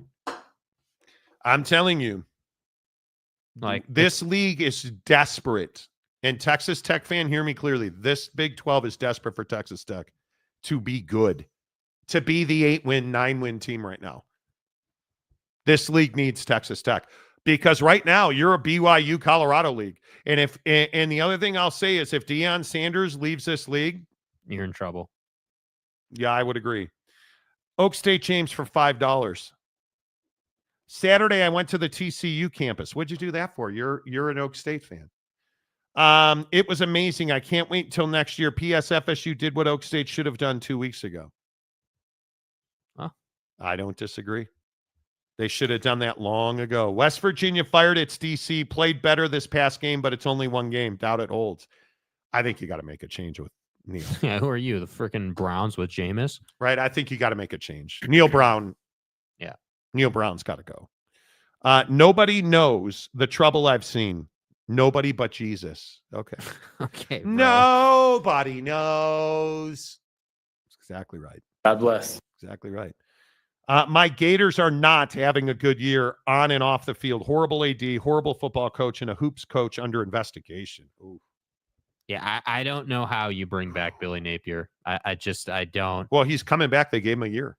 I know. He'll be back. Oh, that's what you mean. That's what I'm saying. Like, I don't know how they decided that was a good idea. Bailey Dietrich. Oh, boy. Is Kirk Cignetti staying in Indiana, or do you think he goes elsewhere after his college football? I win. Season? Google me. He's not leaving Indiana. Already. Google me. I would think not yet. It's a 3-year run there, I think. The Raider Red. I disapprove of the statement, it's okay in Lubbock. I come from the Mike Leach year. It's not a good year unless we are winning 9-10 games. Right. But the problem is you've already demonstrated as long as you go to a bowl, Joey McGuire keeps his job. Yeah. Why is it that after last year, Joey McGuire is still the head coach of this team? Like that's because, again, we like to say, okay, well, 1 year. Okay, fine, cool. 2 years, whatever. But ultimately, we're seeing the same mistakes this year that we saw last year. We're still seeing bad situational play calling on both sides of the football. We're still seeing not good enough recruiting happening. You know, we're still seeing, you know, you're struggling to keep your quarterbacks healthy, which is why Baron Morton has turned into your guy. And I love Baron Morton. Dude can sling the rock. Dude's a great quarterback. No question about it. But it can't all be on him. Like, you have to get better. And so I'm not saying that every Texas Tech fan is thrilled with where your team is at, or somehow that being bowl eligible is entirely acceptable. But what I am saying is, for the people who actually make the decisions, it's acceptable. They're not going to fire him. They're not doing anything about it. That's too hard. That's too much work. Yeah. Honestly, I think that's what it is. Yeah. I just, and that's unfortunate because it doesn't need to be that way. Mayor McCluskey, you guys think President of Utah comes today and says something, or was your Mark statement enough? I think Taylor Randall, again, and I know you guys will be like, you're a homer, Marty. Okay. Taylor Randall is one of the best presidents in all of college academia, in all of college, any college in this country. Mm-hmm. That's what's so shocking about this. If you're just tuning in, we've talked about this situation at Utah, where Mark Harlan, after the game, ripped the Big 12 and I think absolutely embarrassed himself, and I think did real damage to the University of Utah with his comments. This game was absolutely stolen from us. We were excited about being in Big 12, but tonight I am not. We won this game. Someone else stole it from us. Very disappointed. I will talk to the commissioner. This was not fair to our team. I'm disgusted by the professionalism of the officiating crew tonight. Thank you. To shocking comments. Disappointing, disheartening, disparaging words about the Big 12. Big 12 fined Mark Harlan $40,000. Mark Harlan has not apologized. And just so that we're all on a level playing field, here's what Mark Harlan said in a release statement where there were no questions to be asked. And this is supposed to be an apology.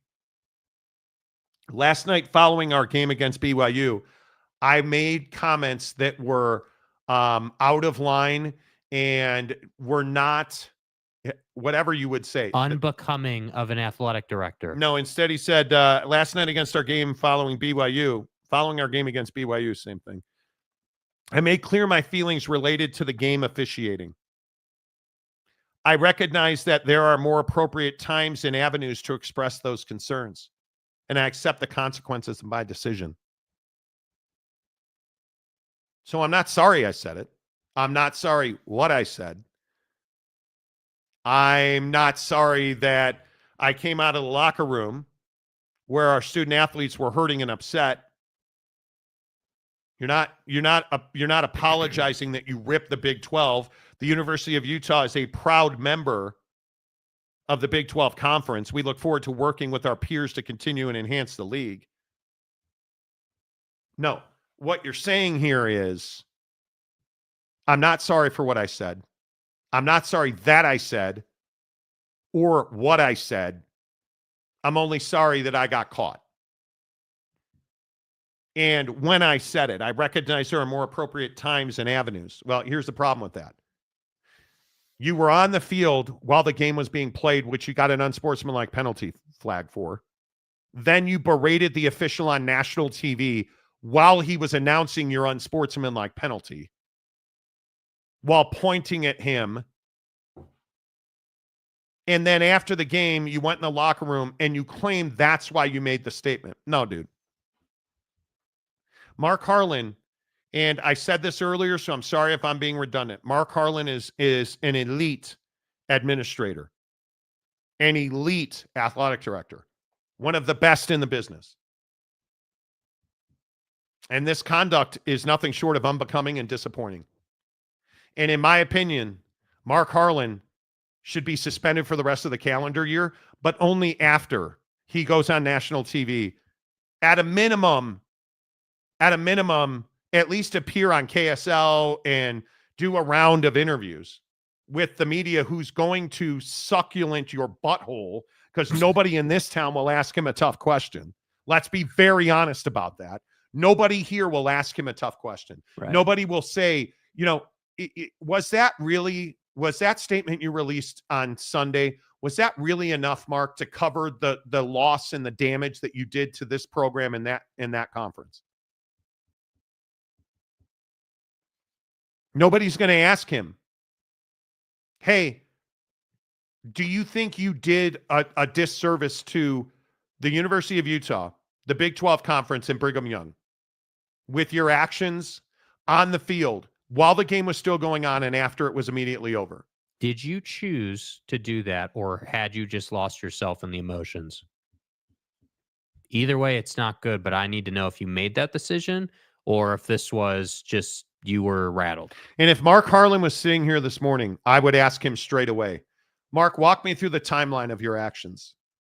Because what I'm trying to understand, Mark, is what were you doing on the field while the game was being played? What were you doing on national television, yelling and pointing at an official?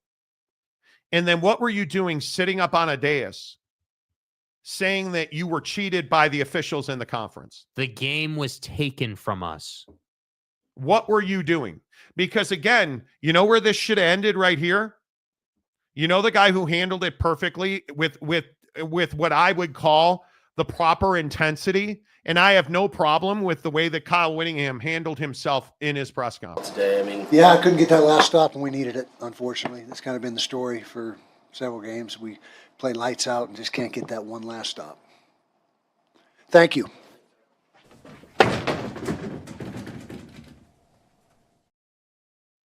I love that. That's what you should be doing. You should be pissed. What you shouldn't be doing as the athletic director is talking to the media after a game. Did somebody die? I need to hear from the athletic director. Was there an incident in the stands? I need to hear from the athletic director. The official made a bad call. The last person I need to hear from is the athletic director. When's the last time you saw an athletic director do a press conference? And it wasn't a press conference. When's the last time you saw an athletic director abuse his position to leverage the media? When's the last time? When's the last time Tom Homo did that? Did any of this stuff? When's the last time that Tom Homo was on the field during a game while it was being played on the playing field, not on the sideline, on the playing field between the white lines, getting a flag for unsportsmanlike conduct? Yeah. You know, the last time we heard from Tom Homo as regards athletics of any kind? Yeah, when all the stuff happened in volleyball. And the racist stuff, and okay, yeah, probably warrants your athletic director taking control. That's where I need to hear from the athletic director. Yeah. Tip of the spear, Tom Homo during the ridiculous Duke volleyball scandal. Yeah, great job. Yeah, Mark Harlan, and again, I'll say it, he's one of the best athletic directors in the entire country. It's unbecoming of you. You disappointed your fan base. Yeah, I think unbecoming is the best word. I really do. I think it's really difficult, like for me personally, because we watched these dudes handle the realignment, going to the Big 12, Pac-12 meltdown situation. And, the hard part is too, in the apology statement, if that's what we're calling it, like the thing was at the end of that where he's like, oh, BYU and Coach Satake are great and I wish them the best of luck. Like it just reeks of, hey, it's like what you said. It reeks of, hey, we got caught or I got caught. So now I need to kind of put out this coach say the right things. Statement. Yeah. Yeah. Let me, that's the problem. Hey, Jimmy, the media guy, write me a mea culpa, not an apology. Just, hey, I know I said the wrong thing at the wrong time. And by the way, throw in BYU. Show some respect. And I have to say, I would be less disappointed because there were some people earlier this morning, and maybe more people now, saying, well, hey, he stands by his word. Like maybe he didn't want to apologize. But he didn't take a strong enough stance in the apology to cement that. Guys, it doesn't, you don't stand by your word. We're going to tell you a story about golf that's going to blow your mind here in about 10 minutes, 20 minutes. You don't stand by your actions when your actions are completely contradictory to who you are as a person, to who your ethics and morals are as a university. Yeah. What Mark Harlan did, I understand it. He was emotional. He lost himself. But you lost yourself when you got that unsportsmanlike penalty. Okay, great. You lost yourself even when you were pointing and yelling at the official. Okay, great. Then you attack people and you call into question the integrity of the officiating, and you say that you essentially said, screw the Big 12. I don't want to be here anyway, because it's not what you actually said. It's what people perceive you to have said. As usual. Perception's reality. That's the problem. Calford gives 20. Monty Show. Great job, dude. Thank you, Calford. Jake, try to keep up. You hate so much when I do that. Yeah, it's LOL, eye patch hilarious. Shows your intelligence attacking religion. When are you guys going to grow up and stop arguing with eye patch? What does this have to do with the Mormons and the LDS community? Nothing. Like an eye patch. I'm not even going to go read your comment. I just am not going to. Guys, seriously though, and Mayor, because it's you, I'm pointing this out. At what point do you just let the guy rot on his own island? It's fine. Stop dude. interacting with the eye patch. Dude, are you surprised or something? Yeah. Geoff, maybe they can turn the Mountain West or stop. This kind of bullshit, I get it. It's Monday, BYU won. Hey, let's send them back to the Pac-12. Okay, great. Cool. Go do that with your buddies at work. I'm not here for it. I'm truly not. I get it. Mike Chase, good to see you. Hope you and yours are well. BYU should have lost that game, but BYU made plays at the end to win. Utah did not. Utah got outscored 21-0 in the second, or they scored 21 points in the first half and nothing in the second half. Yeah, I respectfully, Mike, I disagree that BYU should have lost the game. There's no should have lost the game. BYU did what they had to do to win the game. I think that, they didn't make Utah didn't show up in the second half offensively. Get bailed out. Let's stop living in fantasy world. They did not get bailed out. There was no oh, hey, you were losing by 10 and the refs penalized Utah to get you back in the game. That's not what happened here. No. BYU made plays. BYU's defense showed up and shut out the Utes in the second half, and the offense did what they had to do. I don't care if you win by 1 or if you win by 50. You won the ball game. You don't go nuclear on the Big 12 because you lost your emotions. This is, and it's what we were talking about this yesterday playing golf. It is one of those things where you, and maybe nuclear is the right word. You're the president of the United States. You got pissed off at Jimmy, the small Slovakian country. So you drop nukes on him. Yeah, I lost myself in the moment. Nah, sorry, guys. No, you don't lose yourself in the moment. You're the athletic director and one of the top administrators in the country. You don't have the right to lose yourself in your emotions publicly in front of the media. I think you want to go toss tables and throw shit. Yeah. Okay, great. Do that in the locker room. Yeah. You want to go home and beat the hell out of a heavy bag in your garage? Great. Go do it. You don't ever meet with the media after a game unless there is a major off-field incident or something that requires the athletic director or a spokesperson for the university that is of grander things. Fans fell out of the upper deck and died because James made us build an upper deck. Okay, great. Now we got to talk about it. Okay, great. And I do think it's a reasonable question about Taylor Randall. I think it's a reasonable question. Do we get statement? Do we get Taylor on video talking about this? And this is my biggest question on Monday morning, watching all of this go down on the weekend. How does Utah view itself in college football? How does Mark Harlan, Taylor Randall, obviously Witt? It's an interesting question. How do those guys view themselves? Because if you view yourself like an upper echelon football program, even though you're having a bad year, it's not really about that. It's about hey, we've been here before. This is a bad year. Typically, we're in the New Year's Six bowl conversation, trying to get to the playoff. That's where we've been. Like I almost want to say, like, hey man, like act like you've been here before. Act like, hey, you've had some bad losses, man. It's the reality is, like, it's a football game inside of a bigger picture at the university and in the conference. And it's what I said this morning, and we talked about, like, this rivalry just eats people, bro. And that's what we saw go down. Midweek Coug, probably the best point of the show so far. The refs in general have been worse in both college and the NFL. Bad calls all over the place. Yeah, so don't leave it to doubt. Don't be playing a 3-point game. Don't roll on the your dice. Field. Delaric for $5. Also, if Utah somehow scared on the return, Harlan's penalty would have cost them the game.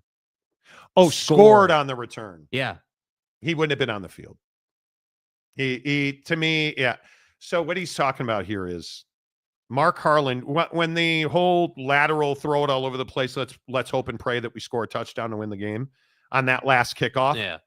Mark Harlan was on the field screaming at an official and got an unsportsmanlike conduct penalty, which is why now infamously Mark Harlan is seen on national television screaming at the official and pointing at him while the official's like, unsportsmanlike conduct against Utah, the game is over. Yeah.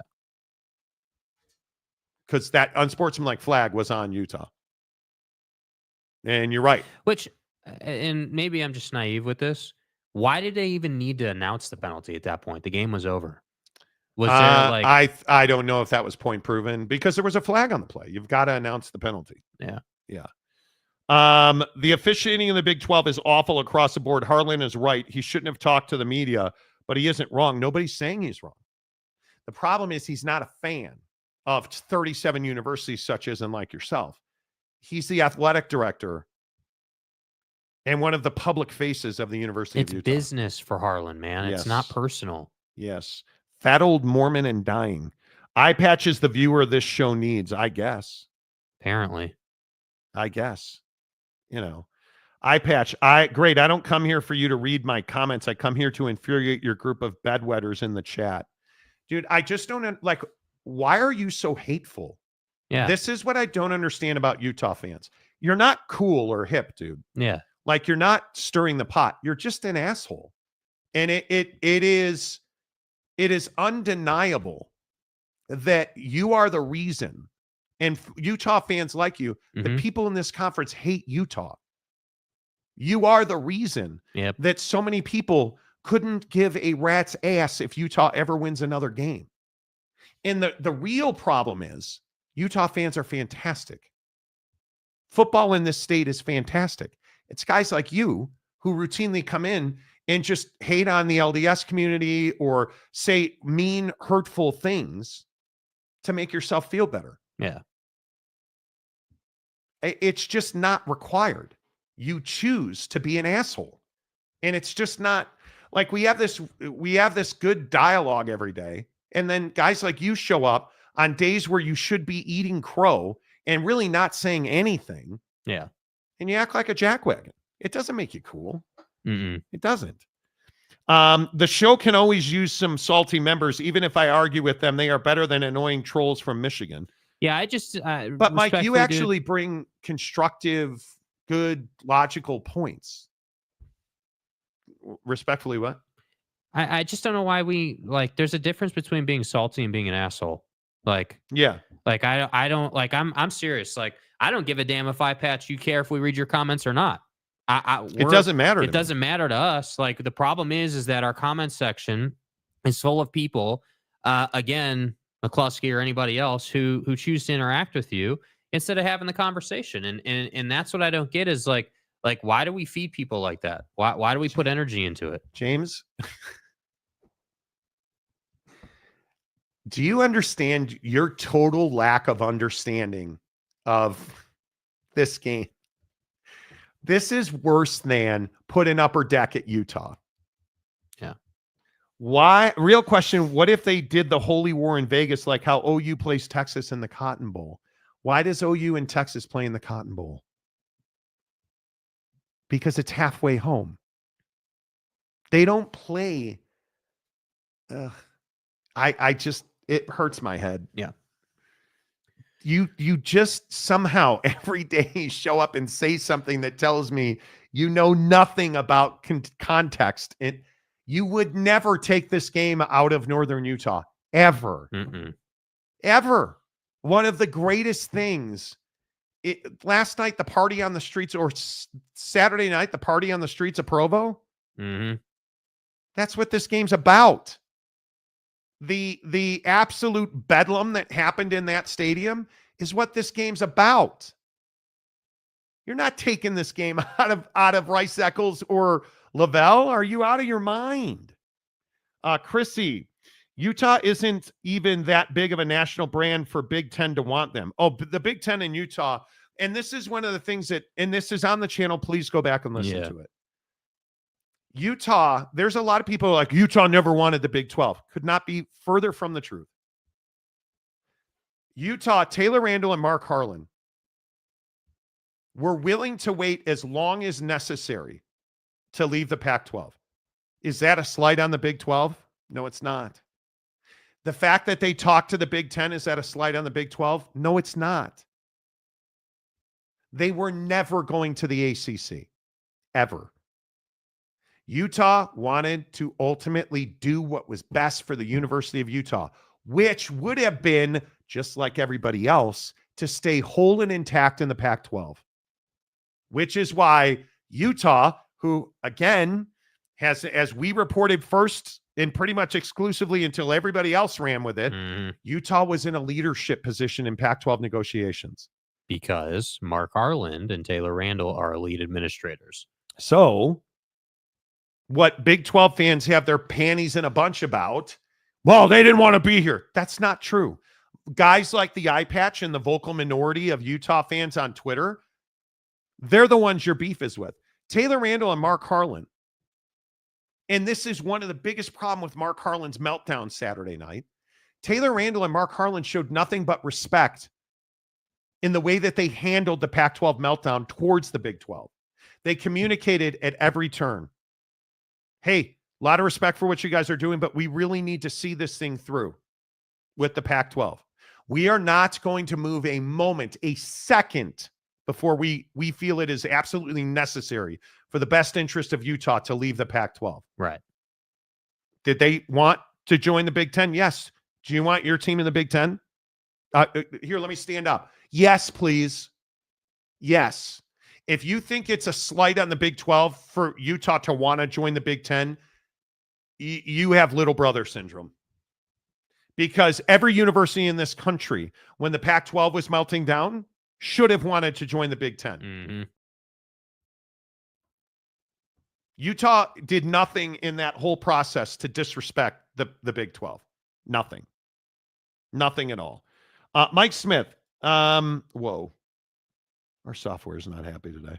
Leave bedwetters alone. Better than Utah shitting the bed. Ooh. You're not wrong. Mayor McCluskey, the ADs are supposed to rise above all the emotion and be level-headed. Ding. Adam Streeter, the BYU cheer coach was knocked unconscious by a direct hit from a water bottle. Okay, cool, man. Who cares? Sorry that happened. You're at a football game. You're at a football game. Mark Harlan doesn't need to address that. Mark Harlan doesn't need to address that. Adam, I heard about that. So bad. It's not good. Yeah. But you're trying to mix the two together. Is it a problem that water bottles are being thrown? Yes. Find me a venue around the country. I don't know, like Texas Tech. Like, BYU fan this morning is not for you to be a victim. This is not the morning you play victim. This is the morning you celebrate and you don't get involved. Go enjoy. Cheer and win. shout. You're 9-0. You're in all likelihood going to the Big 12 championship game. You have a seat at the table that you've always wanted. Don't be a victim. It sucks. Absolutely, it sucks. No doubt about it. Was it just? It was not. It was not. It is that, it just is what it is, man. This rivalry will do this to you. Giggity. I'd like to see the Holy War played in Tempe. Let's make it a traveling series. Why would you ever take that game out of Utah? Why would you ever do that? Pack everything up. We're out of here. Yeah. Doesn't make sense. Phenomenal Hebrew. It's supposed to be a holy war. We shouldn't hating on the LDS be a requirement. No, because how many people at Utah are Mormon? Oh, I know. How about Kyle Whittingham, the head coach at at Utah who played linebacker at BYU? How many people know that though? There's this perception that BYU is the only Mormon-based LDS, Latter-day Saint-based university. It's not. Now, does the LDS Church operate the University of Utah? It does not. Do you know the depth and the web of attachment from BYU to Utah and vice versa? Do you guys understand the reach that Lavelle Edwards, the legendary BYU coach, has in this state? Do you understand how many brothers played at BYU and their brother? I don't know, like Isaac Wilson. The Fanos. The Fano brothers where did the Fano brothers start their college football career? Oh, that's right, at BYU. Who's one of the best right tackles in the Big 12 right now? Spencer Fano, who plays right tackle for Utah. This is not an LDS issue. I would venture to guess 80% of people at Utah are LDS. Come on now. President Randall is LDS. Yes, he is. Yeah. And talked about how he has great deference and respect and friendship for the new president at BYU. So, no, it's not a prerequisite to hate on the LDS faith, though it's called the Holy War. Yeah. It is remarkable to me. Again, anytime we're hating on religion or personal appearance or, like stuff like that, it's just there's no depth to your take. And Adam, you can pay us $5 to make the exact same comment you made before. It doesn't matter. It doesn't matter, dude. Mark Harlan should not address this in any way, shape, or form. Why should Mark Harlan address that? Oh, you're right, he shouldn't. Don't be a victim today. Like in water bottle from the table seats when the game ended. Great. What? And your point is what? Why would Mark Harlan address this directly? Did he see it? Does he know about it? Has he done an investigation? But so him addressing it is what? BYU fans, stop being a victim. You're not a victim anymore. You're actually in the driver's seat. Hate has no place in sports. Well, I disagree with that. I think hate's only place is in sports. It's perfectly fine for Utah fan to hate BYU and BYU fan to hate Utah. It's not perfectly fine to inflict great bodily harm on somebody or hate people in real life. Mike Smith, Joseph Smith started at BYU before transferring to Utah and was a fine quarterback at both universities. Yeah. Really led the offense, led the charge. Yep. The refs didn't help Miami and the ACC. No, they did not. That outcome was unbelievable. The stadium guy. Isaac Wilson, if they won't let you play in Utah, you can come to Oak State. Wilson is better than the Oak State. Oh, James. It was a good run, dude. All I know is BYU won their 9-0 incredible year. Yeah. Thank you. Whittingham has been involved in 47 of BYU Utah games. Multiple players have generational involvement in the rivalry. It's the fans who are toxic and ridiculous. Yep. And it's on both sides. Yep. It's on both sides. TS Solutions Pro was the reason the penalty was announced at the end was if it had been on BYU, then Utah would have gotten another down. No, it's procedural. It is agree with that. procedural. Yeah. I mean, the penalty occurred. You have to call it, but then the game's over. It's just one of those. It's procedural. Yep. Stupid. Hate always belongs in football, like Ohio State, Michigan. I always say it's perfectly fine to hate in sports. It's not perfectly fine to hate in life. It's not. I'm not here for the biggest hater crying about getting some of their own medicine. Yeah, I know. All right, let's whine and complain about the Chicago Bears for a moment, will you? Man, dude. I don't even know what to say at this point. Speaking of teams that should be fired, the Chicago Bears are not good. And Matt Eberflus can run and hide as much as he would like, but those days are over now. The question is not when, or if, but when they fire Matt Eberflus. And the fact that he still has a job today speaks volumes and really tells you all you need to know about the Chicago Bears, because this is a bad football team that has a bad culture, that has players that don't want to play there. And the fact that Shane Waldron, the offensive coordinator, is still the play caller, the fact that Waldron still is being allowed to damage Caleb Williams tells me, again, what I've said all year. My biggest concern about the Chicago Bears is that this coaching staff is trying to win games instead of develop Caleb Williams, which is all that matters. Yes, you have an elite defense. Yes, Matt Eberflus is an elite defensive coordinator. The problem is that and a really bad performance by the offense for weeks at a time is killing Caleb Williams and killing his chances of becoming a legitimate franchise quarterback for this team. You need to, without hesitation or delay, fire Shane Waldron, the offensive coordinator. And stripping play calling duties is not enough. The Chicago Bears need to send a message that what we've seen from this coaching staff is not only not good enough, it will not be accepted or tolerated. But Jake, I think the biggest problem is it's perfectly acceptable and tolerable for the Chicago Bears to be this bad on offense. Absolutely. And I think that, it's the Bears ownership. Like it's really unfortunate, but we've seen this time and time again. We've seen this, when it was Mitch Trubisky. I remember growing up with the Bears and Rex Grossman and all these average ass quarterbacks, that just couldn't get the job done. And now the only difference is that we're talking about the coaching staff, not the quarterback. And that's the really hard part, as far as I'm concerned, is that the Bears just don't seemingly take it serious enough to go out and get a young offensive-minded leader to be the head coach, because those teams are the ones that are doing well. And I really struggle with this concept that, hey, you got the car in the garage, but now you don't know how to drive it. You were terrible last year. You got the number 1 overall pick. You drafted Caleb Williams. The kid's clearly got loads of talent and will be able to carry you for a long time.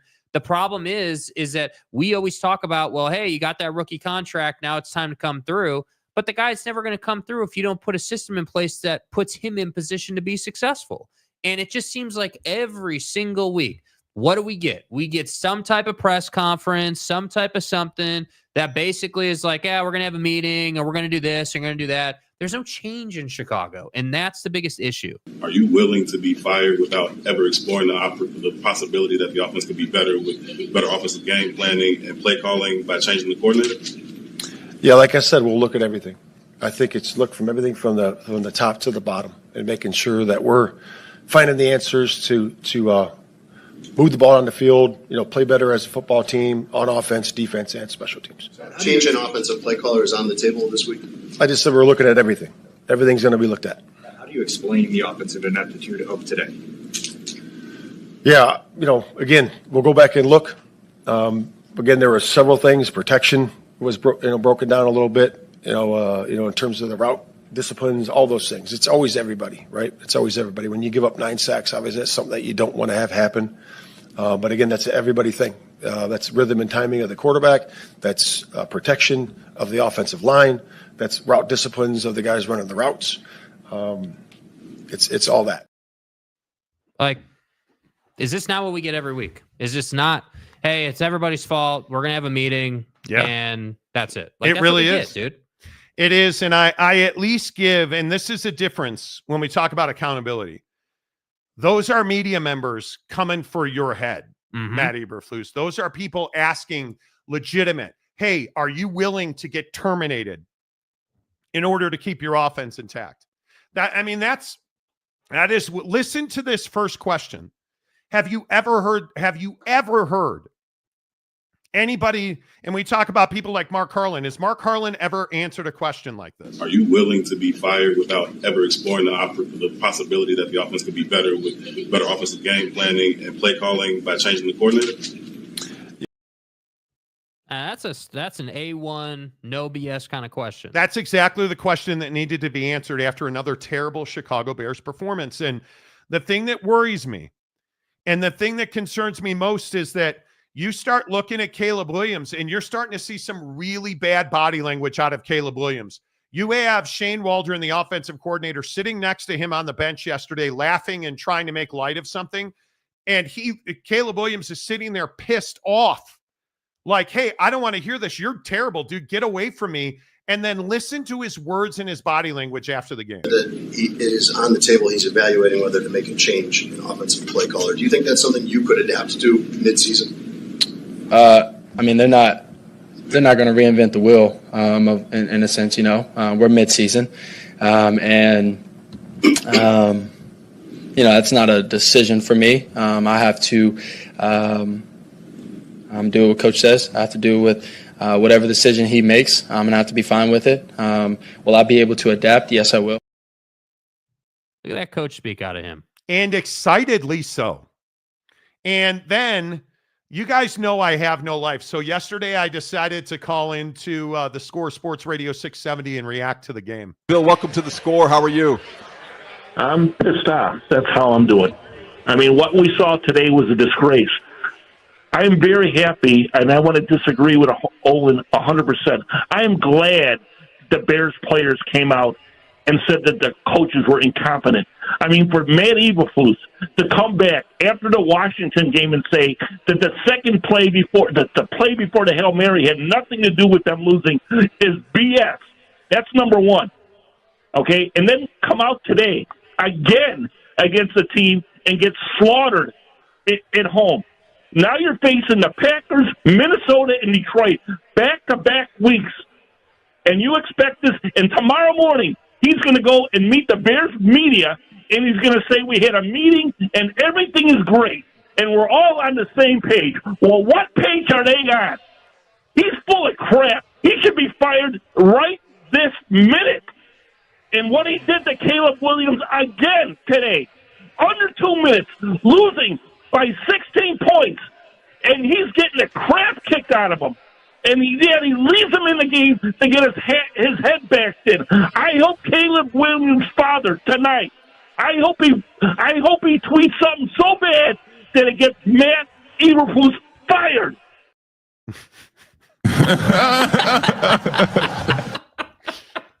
I mean, that is my soulmate. Dude, I just... That is the best embodiment of how Bears fans feel. That's what sports fans are supposed to do when your team sucks. Not blame the officials, not you. The media holds the coach accountable, and the fan holds the coach accountable through, like, it's awesome. It's everything you want when your team sucks. And that's what I love about it. And this question right here, I have no idea what it's going to take for the Chicago Bears to make a change. I think you're right. The Bears will not fire Matt Eberflus in season. No. I would be absolutely stunned if they did that, unfortunately, because we're going into Packer week and we're going to get our asses kicked by the Packers. Let's just call it what it is. Again. And it is incredibly disappointing that here we are year after year after year of incompetence. Defensive guys, offensive guys, not using the quarterback, drafting Trubisky, trading Trubisky, drafting Fields, trading Fields. And by the way, you don't have the excuse of Aaron Rodgers this time. It's wild to me. It is really, really wild to me that this team still has not at least made a change at the offensive coordinator position. It's crazy. I don't even, you look across this league, I am amazed by it. Maury Alvarez, Caleb should have stayed at USC for one more year and missed the payday. I don't think it's about you. I don't think it's about him staying at the college level. If I'm him, I'm going to the league. I want to get paid. Yeah. Because that's the thing you got to remember. Regardless of what anything happens on the field or at work or in the organization, dude's set for the rest of his life. Like, that's the thing that makes all this okay if you're a player, right? Like, you can have the perspective of, hey, this is awful. It's terrible. I hate work right now. But the reality is I'm set for the rest of my life. Once I'm done playing football, I could never work again or do anything, and I'd be good to go. Now, obviously, most guys do stuff after they're done playing, but that's what makes it okay. So, I appreciate the take, Maury, but I just disagree. I think you're always going to take the contract. But Maury's a member for 22 months. Nice job, dude. Thank you, Maury. Appreciate that very much. Dude that abides, coming in a little late, but seriously, other than Ferris, how many Michigan fans come in and troll? Not many. Lazy take, don't drag other fans into this holy war. Yeah, Michigan fan has disappeared. As they should. As they should. As they should. He could have stayed one more year and possibly get drafted by a better team. but I think that if Caleb Williams was a quarterback at USC, they would be in contention at the top of the Big Ten, in my opinion. For football reasons, sure. Financially, I don't think you ever risk, when you're the number one pick, I don't think you ever risk it. I think when he was surefire the number one pick. Yeah. There's too much that can go wrong. Too much guaranteed money, bro. Do we tell the golf course story? Yeah, we can make it quick. We got 5 minutes. All right. The Monty Show is always presented by our good friends at Prize Picks, prizepicks.com, you guys. An absolute domination in NFL picks yesterday. I try to tell you on the show that I am humble, that I am somebody that is, I would never pretend here to tell you how to live your lives. That's bullshit. I do every day. I told you that had a rough night on Thursday Night Football, right? Right. Absolutely had a rough night on Thursday Night Football. I would like to thank the Carolina Panthers. And really, I would like to thank Chuba Hubbard. I'm sorry. I thought you said Chuba Hubbard. Yes, I had him for 117.5 yards. My guy went for 153, which against the Giants I thought was a gimme. I would like to thank the San Frogs Disco 49ers and Brock Purdy for 279.5 yards passing on a demon, 353. And then you guys, as though he heard me strengthening my forearm for his performance, Justin Herbert spited me yesterday by going under 270 yards. He only had 164. 2 out of 3. Chaboy won $70. Boom. That's what I love about Prize Picks. You don't have to be perfect. Yeah. You play a flex play, you go 2 out of 3, you win. Now, the best part is download the Prize Picks app, use the promo code Monty, open a new Prize Picks account, deposit $5, they'll give you 50 more. College football, NFL, I am telling you, NBA is fantastic on Prize Picks. It's one of the best seasons of the year. I think Major League Baseball is phenomenal on Prize Picks. But download the app. You put in $5, they'll give you 50 more in a new Prize Picks account. Let's tell you about this story. So yesterday was probably the last day of golf. Legitimately nice 60-degree weather in Utah. We're out playing golf. Just got my new PXG clubs. And you guys, the Gen 7 irons are game-changing. I got Black Ops Driver, Black Ops 4 Wood, Black Ops Rescue. I'm telling you right now, the PXG Black Ops Woods and the Gen 7 irons, unbelievable. I played remarkable golf for 4 holes yesterday. Had one, the second hole, I had a double on because I didn't putt well, but hitting the ball really well, right? We get to the 4th green. I'm on in 2 putted 4, parred the hole. Everything's going good. We're walking off, putting our clubs in the bag. It's a blind hole, which means the people on the fairway can't see you unless you leave your cart parked right in front of the green, which we did. There were 4 of us. Jake and our friend Garrett Van Dyke, our guy from PXG, came and played with us yesterday, me and Mrs. Monty in another cart. Our cart was parked in front of the green. Can clearly see all the way down the fairway. That's why we leave it there. Mrs. Monty actually birdied the hole. Legit. And she's putting her putter away. She's getting into the golf cart, and she gets hit right on top of the head with a ball. It hits her in the top of the head, hits me right in the side of the neck. This guy down the fairway. Now, I want to make this clear. My wife is fine. She didn't have a concussion, as it turned out. Didn't wind up having to go to urgent care. But she's on the ground like writhing in pain. If you've never been hit by a golf ball, please don't do it. It is incredibly painful. She had a knot, and I mean big 3 knot. inches at least, on top of her head. Thank God she was wearing a hat. You think those guys apologized? No. They come up, and they're like, why are you parked there? You're not on the cart path. That's not our fault. And so I said to the guy, so wait a minute. You saw us park there. And he said, yeah, we hit into you because you were parked in that spot. And I'm like, well, we only parked in that spot because it's a blind hole and we park there so people can see us. Did he apologize? Never, not once. All he kept saying, you shouldn't have been parked there. Shouldn't have been parked there. Shouldn't have been parked there. Do me a favor. When you hit somebody with a golf ball, when you get in a car accident, please don't be an a-hole about it. If that guy would have said, hey, I'm sorry, terrible, my fault, we would have walked away from it. We wound up trying to get his ID. The guy refused to tell us give us his ID.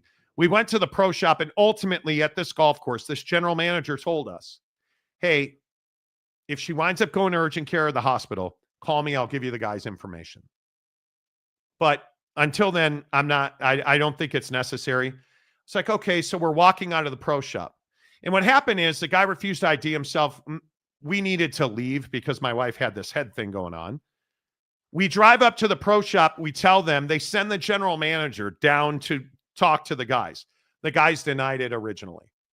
So the guy comes back, the general manager comes back, tells me, he's like, they didn't remember hitting you guys. And then when I called them on it, they said that it was you guys were parked in the wrong spot. And then when I told them, hey, it's your responsibility if somebody is on the green, because they quite literally took their shot while we were still on the green. Mm-hmm. That is their fault. And the guy said, I believe you, because they denied it. And we described the guy, said, hey, it's these two dudes with their kids. This guy's wearing this, and I'm not going to tell you what he's wearing, especially not on this Monday after that Saturday night. This guy's wearing this kind of jacket, two guys and his kids, and their kids. And the guy's like, yeah, they tried to deny it. And so we walk out of the pro shop after talking to him, and we're talking to the general manager, and what do we see? We see the guy who actually hit the shot going to the parking lot. And I'm like, oh, that's interesting.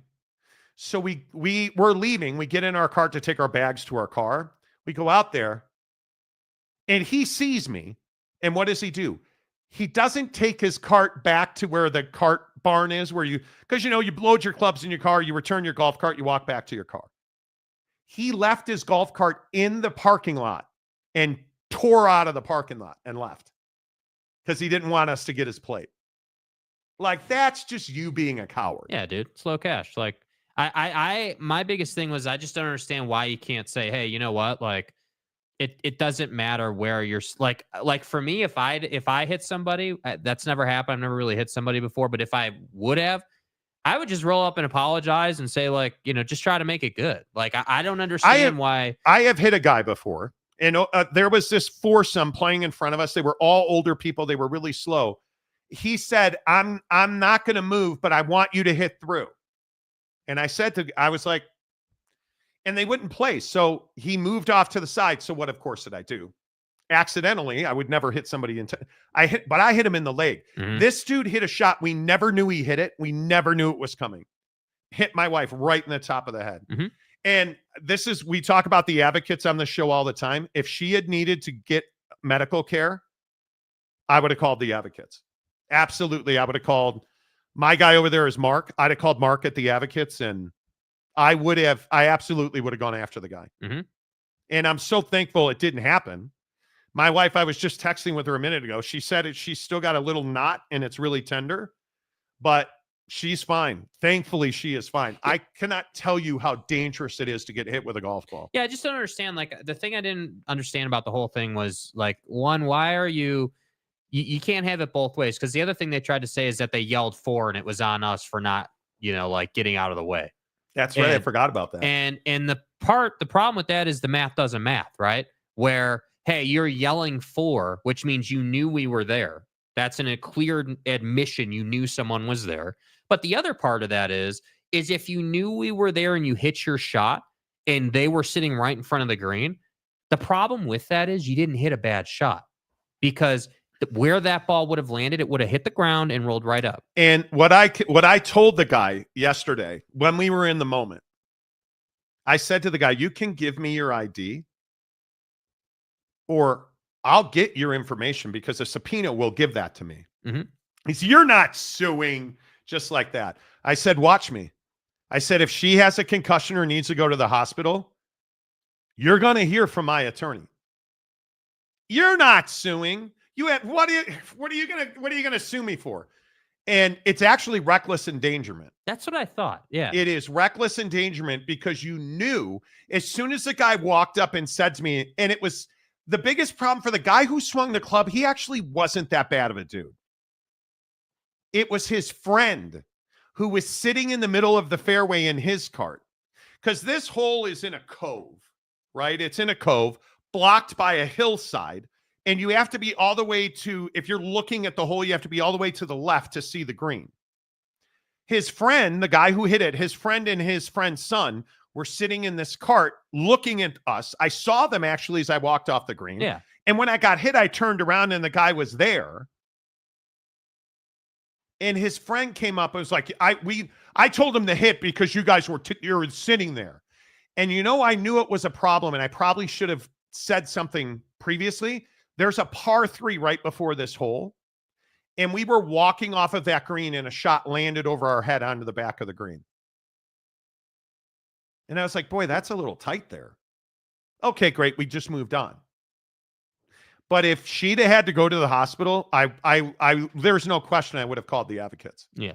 There's no question, because you're putting people's lives in danger there. Yeah. And it's what the golf course superintendent guy said. If she needs medical attention, you call me and I will provide you his information. He had it on a pink piece of paper. And he's like, I will provide you the information, but I don't think it's the right thing to do. And I said to the guy, I don't want this to be a big deal. I play at this course all the time. I said to the guy, we play here like 3 times a week during the season, because we do. Yeah. We play here 3 times a week during the season, man. And he said, this is not on you. No problem at all. And they gave us a rain check because we stopped the round and a half. I don't know what we'll ever do with it. Yeah. Because now that course is closed for the year, I would assume, because it's going to be terrible weather. Yeah. I mean, But it just goes to show you guys. It just goes to show you guys that you're going to find yourself. And I see a lot of people asking how I reacted. Oh, I yelled at the guy. I got up on the dude. He was pissed, as he should have been. And my wife got off the ground. Yeah. So obviously the first thing I did is walked over to my wife and I made her sit up. Anytime you guys get hit in the head, do not lay on the ground. Sit up, because you need to diagnose, does she have a skull fracture or a concussion? Now, usually a golf ball will not give you a concussion. I know this, why, I don't know. A golf ball won't give you a concussion because it doesn't have the mass. It's not like, think about getting hit in the head with a rock that's the size of your hand.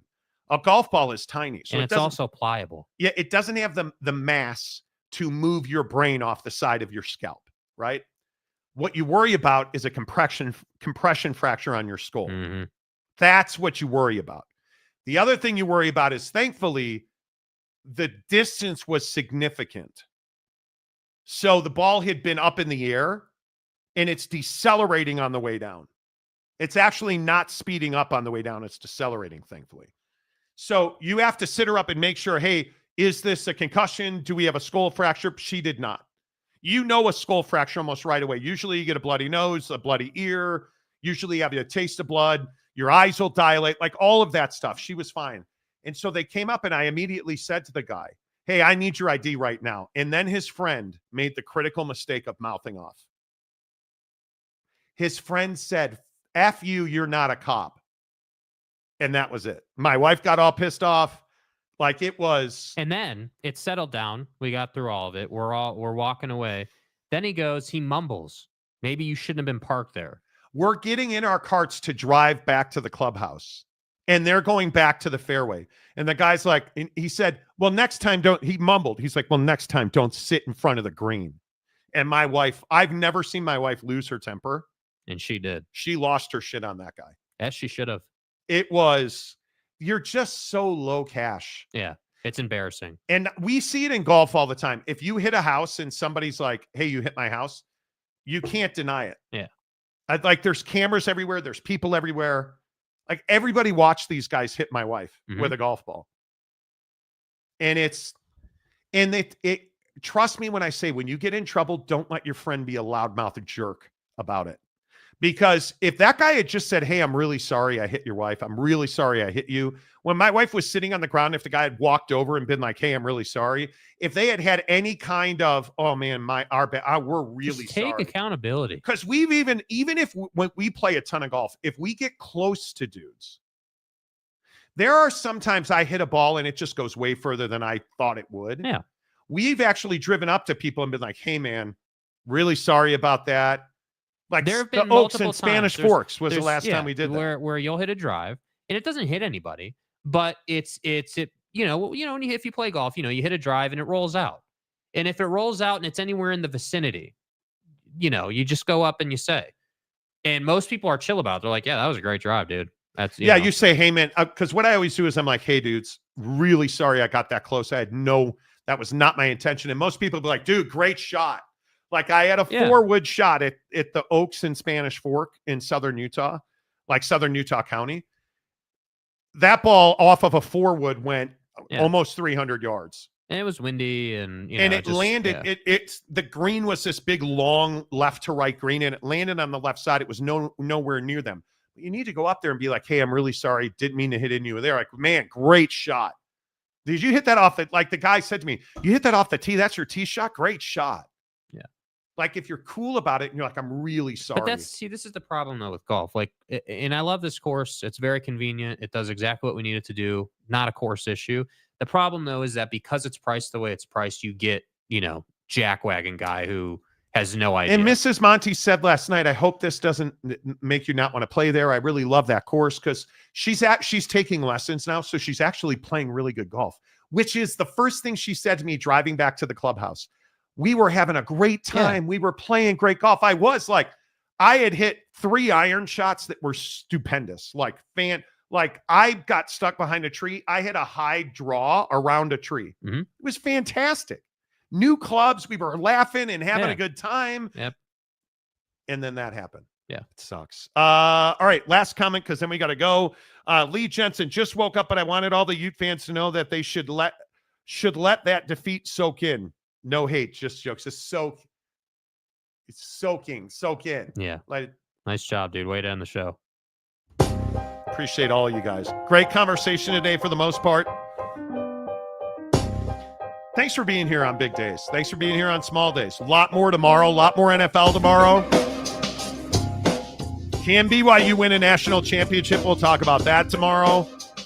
Can the Big 12 get 2 in? We'll talk about that tomorrow. Big 12 power rankings. SEC power rankings. Lane Train and his hot girlfriend. The Monty Show presented by The Advocates. TheAdvocates.com. Talk with an injury attorney live online 24/7, 365. It won't cost you a dime. Until tomorrow, say goodbye, Jake. Goodbye, Jake.